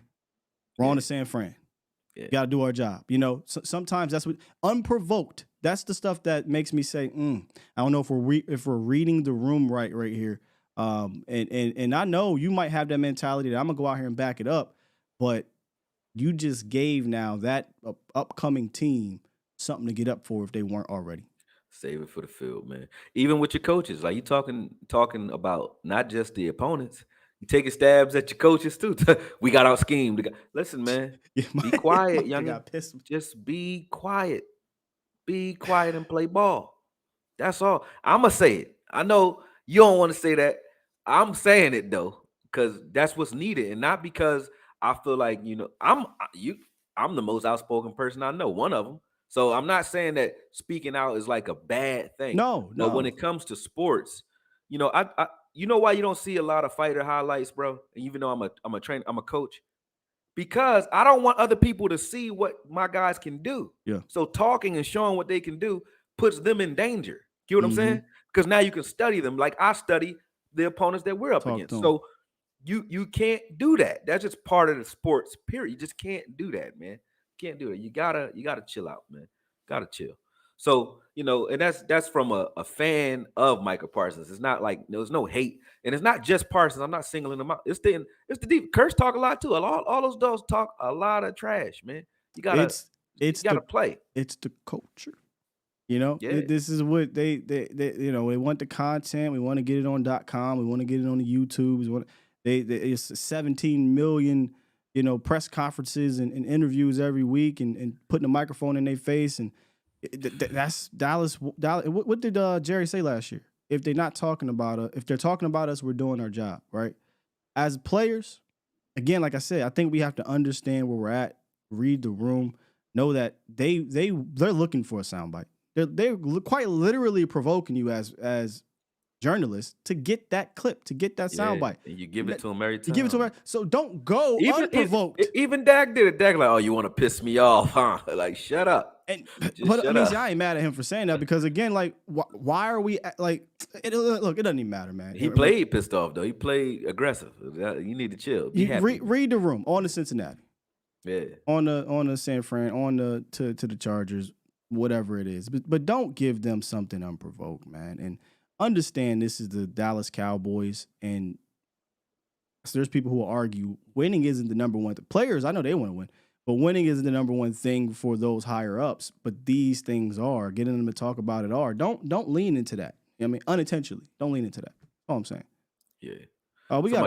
Somebody said Ali talked before, during, and after the fight, but he the only one in there. He talk, but he ain't got no team. He the only one in there, man, and he know what he got to do. So I don't do it. That's what I'm saying. Like you can. I fully believe Micah will go out there and do everything in his power to back it up, but there's 10 other people out there on the field.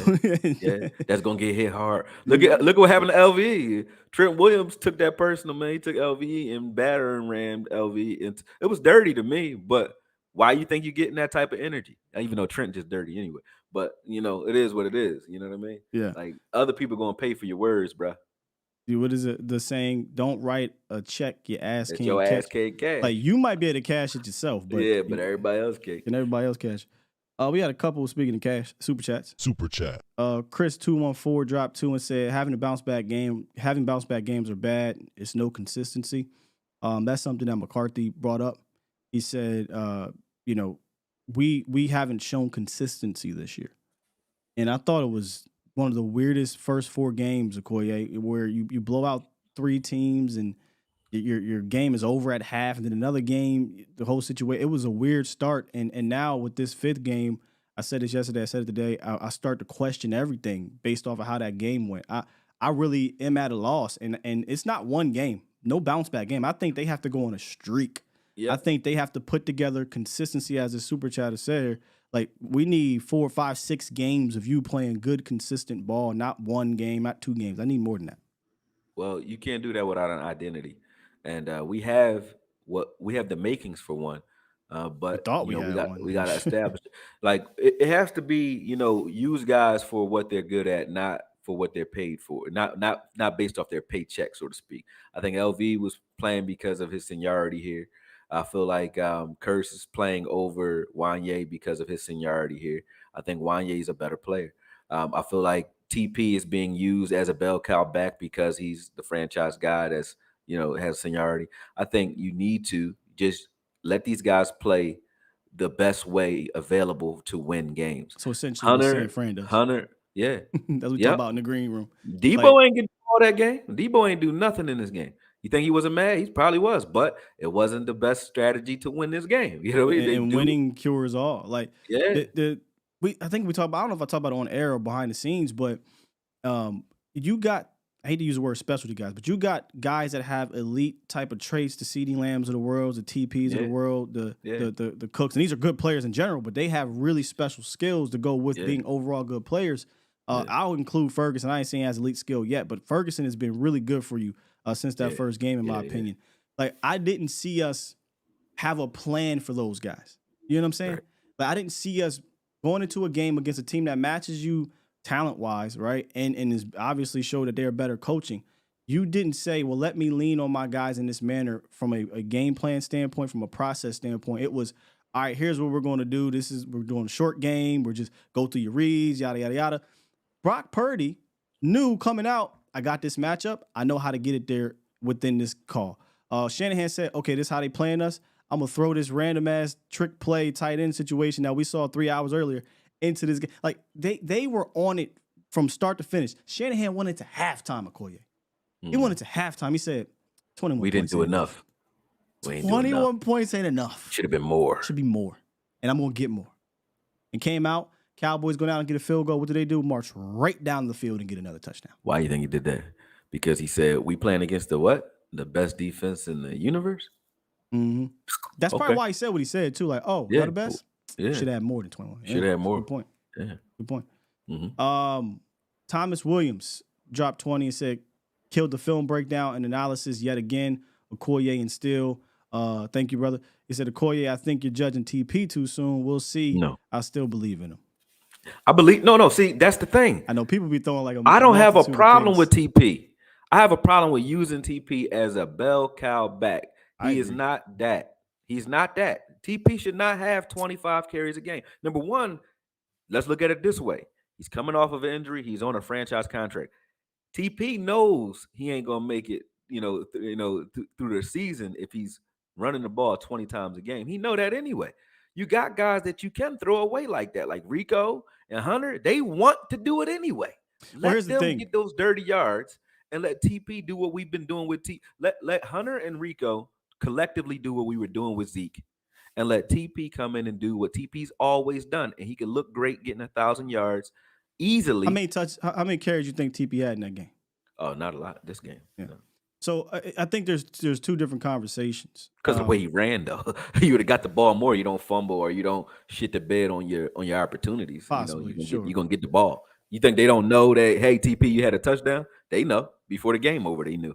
Well, he ran well against them in 2021. They ain't give him the ball. I don't. That's true. But I didn't like their usage with them this year, and he also did not play. When I say this game, not this year, he also didn't play well either. But I think he shouldn't be touching the ball 25 times a game, and they saw that happen. I think in the last two games, he was leading the league in touches, right? And then we don't want that. Like I said all the time, we got a stable of backs.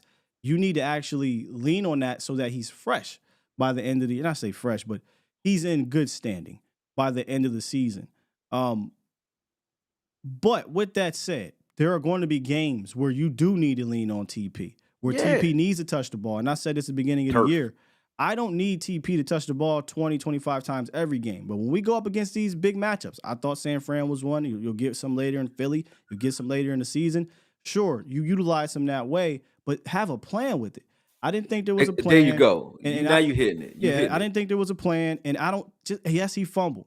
Yes, he had one of the bad runs. You bring him over and you say, all right, wake up. All right, this what do we need to do to get you comfortable to get you back in this game? Because we need you, right? We need and you put him in those positions. And what happened when they finally put him in space on the screen? You get like 35-yard run or whatever the hell.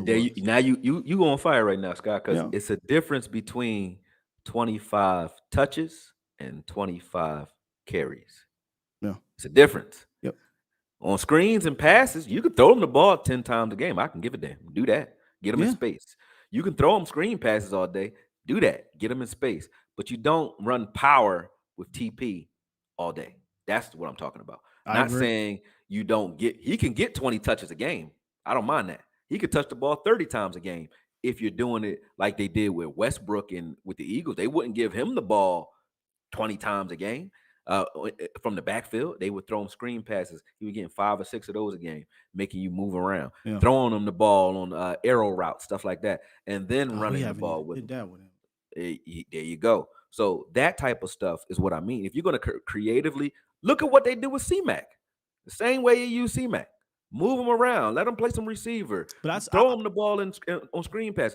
Then you can get your 20 touches, and I ain't mad at it because he's not running that 340-pound tackles all day. I was about to say, I will say this. This is where I think you adapt your culture. You become a product of your environment. Christian McCaffrey in the Panthers wasn't considered a guy that gets downhill and gets behind his pads, right? He did it from time to time. In San Francisco, different ball game, bro. He getting down behind his pads, man. Oh, and we was rough on him this game. That's one thing we did. We did well against him. We was smacking him up. Yeah, like the first run he had on the sideline, I said, "Oh, they on him." When Hankins jumped on his face at the end of the run, Hankins just fell on his head, and I was like, "That hurt." He shook his head after. It's ironic. Brother L said he can handle it, bro. Christian McCaffrey. He said Christian McCaffrey can handle it. I promise you, I don't know what they putting in San Francisco, but no, he could not because he could not stay healthy. He was broke up before he got there. He was broke the hell up when he was handle it now. Yeah, in fact, there was conversation of, hey man, you got to start monitoring Christian McCaffrey's touches because he can't stay healthy. He's too brittle. He gets banged up. Comes to San Francisco and he's smacking dudes. He's running with power and he's not getting hurt doing it. And I don't know what they putting in that water over there, but Christian McCaffrey is a different beast in San Francisco than he was in Carolina, man. But look, again, you take your culture. Jordan Mason, the kid Jordan Mason, he didn't have a crazy game until the end, but he was running hard. He was downhill. Go look at they were catching us with those gap runs, or they were running straight at the line of scrimmage. We were stuck. They didn't have to do anything. It was almost like quick draws. They were like a quick draw run. That's what a gap run is. It's like they're running straight at the line of scrimmage because we're stunting out of the gap. Oh, wow. So in that split second that we're not in that gap, they're hitting it. It wasn't like they're moving guys. We were moving ourselves out of those gaps. We were at times. But I also will say when you have an offensive line that may be compromising pass blocking, what do you do to mitigate that, Akoye? You allow them to do what? Run. Oh yeah, of course. You run. Yeah. And I thought you were talking about defensively. What do you do? No, my bad. No, offensively, if you are compromised as a pass blocking unit, they were. Yeah. I know they ran the ball 41 times because a lot of it was over, but they were running the ball a lot before it was over, right? What they were allowing their linemen to do was to move. We said this coming into the game. Man on man, they really can't fuck with you, right? Man on man. Right. But they like to get them on the move, and they get those guys confident. And when they get on the move, their movement looks like a run play, but now it's a pass play. Man, now with a bad line of scrimmage if they're moving and if they're cutting guys' legs out, or if you're running the ball and allowing those guys to double team and hit guys, peel off and hit your linebackers, peel off. And, those guys can get into rhythm, and then look at. I mean, we showed it, but we didn't keep doing it. We look at Fred Warner being all world. But what would have happened if Fred Warner would have had to deal with Tyler Smith all day? That was one of my all day. That was one of my key matchups, man. Would he have been as effective the rest of the game dealing with Tyler Smith all day or biting on play action all day? And then when you're spreading guys like you're looking for one-on-one matchups with Ferguson and spreading guys out there like that and have him have to cover when you actually catch him in man, those things would have been we would have been able to exploit Fred Warner a little bit more doing that. Not saying that you even go in the game wanting to attack him in the air, but on the ground, definitely you want this offensive line that we kept talking is healthy and playing together for the first time. You want to put those bodies on them, not allow them to hit us all day. And that's definitely what we complained about so much with Kellen Moore, is that we were in shotgun too much. And even when we were running out of shotgun, it was draw plays where your first step as a lineman is backwards or standing up, showing your chest rather than going forward with your head down, cracking a guy, and that showed on film. I don't need to, If you would have told me before the game, Rico Dowdle and Tony Pollard would have 13 carries, I would have said we lose. Yeah, we're gonna lose. I would say we'll lose. I don't think you can become one-dimensional against this unit, and you have to be more balanced. And the way the whole flow of the game went just didn't make sense. And I think we broke it down about as well as we could, man. We proved it with the film. You can see it. We proved it with the film. Yeah. Get this person up out of here. Come on, mods. We got some The dating chat. Yeah. She got some drunk, sexy, hot girls and shit. This way. Man, look, it used to be bad at one point in time with those. Let me Oh refresh yeah, this. they used to spam me. Yeah, I found a way around it though. You gotta put on this little thing where you gotta be a subscriber for at least like 20 minutes or something. So whoever that is, they must have subscribed, but I get them up out of here. Yeah. One more. Laurel Blizzard, shouts out to you. Super chat. He dropped one and said, That's my guy right there. He Yeah. be on IG throwing stuff at me, man. That's my guy. What's Shouts up, out to Laurel? him. He dropped 5 and said, powerful show with great dialogue and breakdown. And I'm not playing when I say when I get into talking ball with Akoye, it's something. I'm just say that it's something, and it shows you don't want to miss. You know, whether it's good or bad. This is a bad day, right? This is a bad week, but we want to figure out why it was bad, and we want to figure out how we can improve on that moving forward. And I'd be hard pressed to think this specific plan is what we'll roll out every week, because this wasn't even a plan we rolled out in previous weeks. Yeah, this wasn't us playing like us. Like you said, 13 carries from the backfield. We haven't done that all season. You know?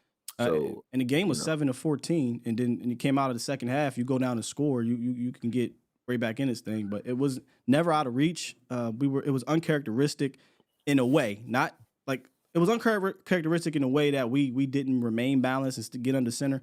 But there's things that even before we could have improved on conceptually in the past game, and I think we still need to build on that in this Texas Coast offense that we're figuring out. But definitely wasn't us on the other side of the ball. So I'd be shocked if next week we roll out that same plan. Man, it won't happen. But coming from a coach that says, I want to run the ball more, I want to help my quarterback out, I want to help this defense out and play complementary football, to do none of that happened against none of that. I think Mike McCarthy knows that he can't come out here and pull this one again. Yeah, it's not even about winning at this point. It's about establishing your identity. You know, they need to come in and say, like, this is how we're going to play football no matter what, and play that way. You know what I mean? And one last thing, man, before y'all know you're about to wrap, but somebody keep asking, did Mozzie play? Mozzie played, but it doesn't help you if you can't set an edge. Nobody in the middle of the field means shit. Like not Mozzie, not Osa, or Hankins, if you're not forcing anything back inside to them, or even if you do force things back inside when you got linebackers who are just standing on blocks, it means nothing if you soak up a double team and there's no linebacker flowing into that gap. You don't look good doing it. Now you just look like you just got blocked by two guys for no reason. You know what I'm saying? But when you soak up a double team, your linebackers are supposed to hit those gaps, and they haven't been doing that. Shout out once again though to LVE, who did it some in this game and some in the game prior. But they haven't been doing that all year, which is making those guys look like they're not doing their jobs out there when they are out there. But Mozzie played a season high snaps. Yeah. In his game. Yeah, he played. I know the total team yards will say 170. Tyron Davis Price got in there. The game was over. Debo Samuels had a couple ending rounds. But if you actually watch how they defended Christian McCaffrey and Mason from when the game was in reach, it was good. That wasn't what lost you that game defensively. No, it wasn't the run game. The run game on stat lines looked worse. Looked worse than what it was when the game was in contention, right? Yeah. You got whooped defensively because Kyle Shanahan allowed Brock, almost called him Doc Purdy. Doc Purdy. Yeah. You ain't as bad as me. I'm like Cooper Cooks. Cooks Rush. I get it. Cooks, is it Cooks and Coop. Is it another Cooks? I know it was good. They play like that. No, it's because I remembered he had a name like our receiver. I was like, that's Amari Cooper and Cooper. And then Cooper. Yeah, got you. Yeah, I was like, but yeah, you didn't lose this game because they ran. And no, 170. What do you mean, Scott? Look, it was wrap. By the time Bull broke that out to make it 42-10, it was 38-10. Game's over. Or 35-10. Game's over. Mm-hmm. But it was Brock Purdy and Kyle Shanahan on the same page, knowing what you were going to be in defensively, and just absolutely bink, bink, bink, bink. You had third down opportunities to get off the field. What do? Shoot yourself in the foot with penalties. You know? You had opportunities to 3rd and 15. You give up a pass. Give up a 26-yard. I mean, jump off sides when you were 3rd and 5. Michael Parsons line up off sides when you're 3rd and 5 for Curse, and we broke that up. Face mask beginning of the game if you're Wilson. You know what I'm saying? So so many calls that kept that. Even that first drive, they didn't earn the first drive. We gave them the first drive. That first drive was us penalties. Penalties was keeping them on the field. We could have got them off the field without the penalties. The And first then, couple drives, like yeah, that's kind of. But I will say this to kind of circle back to what you have been saying. They never gave up running the ball. It wasn't like they were just running all over you. they did it the way you're supposed to. They set up. They set you up by just continuing to run, right? Staying balanced, and then we'll just pick you apart with some misdirection and play action off of what looks like a run. Point being the big trick play. It looked like a run. Yep. That's what, and then it looked like a run with misdirection the opposite side. It's just because they had ran that jet sweep with Debo earlier in the game, so it looked like another one was coming at you. But you play football and basketball, right? Yes, sir. All right, so you jammed your finger. I'm pretty sure when you were playing basketball, you jammed your finger, jammed your thumb, right? All the time. All right, but you still got to play the rest of the game. But that pain doesn't go away. You get what I'm saying? You still have it the rest of the game. When you're playing football, you somebody smash or hits your hand with their helmet. Just because you stopped them on 1 yard, right? Or Wilson flying through the air, face masking, that hurts, right? So when you're running the ball consistently, my point is, when you do it consistently, it works in ways that you cannot see. They feel that. You know what I'm saying? And you continuously feel it. Even if you blew a play up, you can blow a guy up and you might celebrate, but you still felt that. You can feel it. You know what I mean? So if you run the ball consistently, I keep saying this, whether you're in Zeke was 1 yard dust scuffs. I don't want to do that. But when you run the ball consistently, defenses don't like it, not because they have to chase you and run around in space. These guys are track stars. They can run all day. They don't care about you passing the ball. They care about the run. Run it with a purpose. That's always been my thing. When I say years. run, no, because I mean purpose. Right, but there's people that might hear that and just say, "Oh yeah, we just run the ball. Don't matter." No, it matters. There needs to be a purpose behind. I call it dribbling with the purpose. Yeah. Right, like dribble with the purpose, because you know what just running and run looks like, Akoye? That play we saw, the very first one, shotgun. Hand it off. We just ran. And just run, hey, Tony, find or your that way. Third and five, shotgun, hand it off. You don't run like that. So every run is not created equal. It's just not. But so you need to have a plan. And the whole really emphasis of today's show, to break it down on film, is the plan absolutely sucked. And then your players could not overcome that when we needed them to on either side of the ball. And what that means is, if your plan sucks and it's showing that it's sucking out there on the field, guess what has to happen now? We got to play hero ball. We need J-Ron Curse to jump this route. Oops, there goes. We need Dak Prescott to make this deep shot to Brandon Cooks. Oops, there goes, Lamb run across the way. We need Tony Pollard to hit a home run. He misses a way to hit a home run trying to make a play. They were just discombobulated, never got back on track, and they need to kind of get shaken up this week. And get back, because it gets easier with a quote, right? Because you're playing a lesser team. That's what I mean by easier. It gets easier with a quote, but it ain't gonna be easy. Khalil Mack 6 sacks one game. Khalil Mack that one. Well, we gonna break them down the rest of the week. That defense is not good. No, they're not good. No, not good defense. But they definitely got some playmakers on it that can make you look Bro, bad. I don't know where Khalil Mack came from. Khalil Mack was looking like a terrible trade for them. The last year and some change, and then out of nowhere, bro, just gets 6 sacks in one game. Yeah, like what the hell? Yeah. So we're gonna break them down. I don't know if maybe later on this week, maybe get you on a phone call. I don't want to hold you. I hold you here for 3 hours a day, roughly. But I thought this was productive. But tomorrow I'm gonna break down the Chargers. Not really sure which way I want to go with it just yet. But today I'm gonna get into the film room.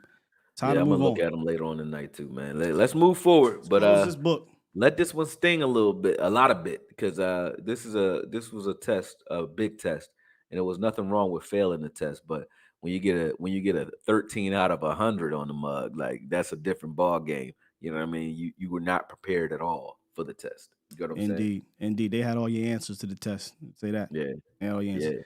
Yeah. Hey, bro, I appreciate you, big dog. For those who may have just jumped up in here, don't know who you are, let them know who you are and where to find your work. Man, one and only Akoye, man. You can find me at Akoye Media. That's Akoye Media on YouTube, Twitter, TikTok, IG. It's the same. So, follow me there, and definitely make sure you tune in here Tuesdays or Wednesdays when we're doing this show, because like I said, I like talking football with the guys, man, and there's nobody that I've talked to one-on-one about ball that's better than Sky, in my opinion. Man. I'm talking about just color commentary. This not like a braggadocious thing. I'm talking about as far as me. I enjoy, shooting the shit with you about football. We be having shows just on the phone. Yeah. In fact, the reason why we did this show, because we was texting about the game. And I was like, let's do it tomorrow. Hey, bro, let's just do it tomorrow. Let's just talk about this shit on film. Because we could call, we could text, but let's really sit down, watch this, and talk about it, man. So I appreciate the love, brother. You are one of the GOATs in this thing, man. So make sure y'all follow Akoye Media on all platforms. YouTube, if you're looking for the film. On Twitter, I say follow at your own risk because he ain't with the bullshit. Yeah, I be talking shit. Yeah, don't talk no shit. I talk shit, man. Akoye want the smoke on Twitter. I don't care for none of the BS on there. I don't even like talking to y'all. Scott be like, hey man, you want to have a good night, man. Don't argue with Eagles fans. He gave like 3 rules. He said, don't argue with Eagles fans. Don't argue with casual Cowboy fans. And don't talk shit about the media. Don't try to counter the media narratives. I was like, I do all of all three of them. I was like, I do. I tell people straight up. I'll say something real simple, right? On Twitter, I'll show a quick little something. I don't even say too much. And they'll go into this thing. I'd be like, hey, dog, I got a morning show every day. If you want to hear my thorough opinion on this, come on the show. Come to the morning show. I'm not about to sit here and go back and forth with you for a whole 3 days. I like it because Twitter is a strange place, man. I'm a fighter by nature. Like I box, so it's like confrontation is not something I shy away from. I hear you. So it's like on Twitter, you got so many people who talk in a way that they will never talk to you if they see you in real life. That's a whole. So I like exposing that because when you out logic them, I can out logic you, or I can just out tough you, whatever you want to do. So I like it. It's just fun. It's like exercise, man. I don't be taking them serious. I laugh at it. I was that way on Facebook before Twitter became like super crazy. And that's kind of how a couple people noticed me. They would see me kind of articulate my thoughts on Facebook. Yeah, going that's hard how on me Facebook. and you know each other. You was grounding me up about Joe Thomas, I think, something like that. I was like, we was going back and forth. I was like, who the fuck is this ball, man? Because you actually, that's why I said it. There's nobody I like debating with more than you, because you the only person I ever debated with who be like, hit me with some shit sometimes. I'm like, oh, all right. That's funny because that's hard to do because I be tearing people the fuck up. But like Scott be like, I had to ask Vosh, I'm like, who the fuck is this guy? Who is this? Where's my button at, man? Because I was on Facebook still, bro. I wasn't nobody in this goddamn community. Akoye was like, who in the blue hell are you? Right. Hello, sir. My name is Skywalker still. Right. I'm like, why is he 47 but look like he's 17? What the fuck is going on? I'm thinking about the young boy you and he's like, no, man, I'm 47. I'm like, damn, that's funny. Nah, this is the whole reason why the whole age thing, I blame Akoye, man. Yeah, man. I was in a nice little pocket and nobody thinking I was 43. Now, about to get back on this shit. Ridiculous. But nah, man, I used to be that way on Facebook. And then Twitter, I got a Twitter because, hey, you got to get a Twitter, right? So I got the Twitter and I was like, oh, this is cool. Talk about the Cowboys. But now, bro, it's a different ball game on that thing. People, it's rough. It's ruthless over there. I'd rather do it here because I can't get all of my opinions out in 140 or whatever characters it is now. Yeah. So I said, come on to the show. Hey. Oh, yeah, I would let you on the show. I did that with one of them. The worst one and shit. I had to get him. No, don't give him no clout. Don't give him no clout. I know exactly what you're talking about. I gave it to him. Yeah, I gave it to him. Yeah. 47. You wild, bro. Nah, that's it, man. We done. I can keep doing that to you. Killing me, man. I know I am older than what I look a lot, but I promise y'all I ain't 50. Like no, because for real though, I was like, yo, who is this kid? I thought you was a young boy, man. I was like, he's a young boy. One more thing. Like, oh, like, no, he ain't young. We in OT, right? So and I call it overtime. We way overtime, but this again, I can sit here and talk to you for a whole nother 2 hours. For years, I might still got it in my wallet, bro. I used to travel around or whatever, go here, go there, and you would get these student discounts, right? If you were a student in college. Oh yeah. I ain't been a student in a long time, but I kept my ID in my jaw, right? But let me get that $5 off. Here's my student ID. Because you look at it, like I was like, yo, that blew my mind. I was like, damn. I was like, oh shit. Army says, Sky, you between 40 to 44. I hate to admit how close that is, but no, I'm not, man. Thank you, Miss Jackie. Thank you, man. All right, let's get out of here before we start talking about conspiracies Right. Start giving out your social and Maui. And go. Oh, there you want to go there? You got a blue shirt on, so let's go. I did that on purpose because I saw your IG post the other day. Hey, yo, if you want to follow Akoye on IG, you ain't getting no cowboy talk. No, so it's forget gonna be that all shit. boxing and conspiracy theory shit. That shit. I love it, though, because you gave me a recommendation on one of them Jones, and I watched it, and I appreciate you, bro. Because, you know, I'm for real like you in that manner. Oh, yeah. I just don't got the time no more to dive deep. To dig into it, But boy, I do. Put the 10-4 hat on my head sometimes. Yeah, man. Anyway, man. Yeah, I go win. Appreciate y'all. Let me go ahead and hit this button. All right, bro. Shit, man. I could talk for another 2 hours. Push the goddamn button. Push the goddamn button. All right, I'm going to push it. Goddamn. Gotcha. Thank y'all for being here. Appreciate the chat popping off. Appreciate the super chats. Man, what a show. I mean, yeah, that was good. I hate that we had to go super long when a loss, but we wanted to figure out what the hell went wrong, and hopefully we ain't going to have another one like this. All right? Yeah. Hopefully, man. Appreciate you, Bomb Squad. I'll get with y'all later today. Watching Boy Live. We back. Should be good. Peace. Oh, you doing a 2 a day.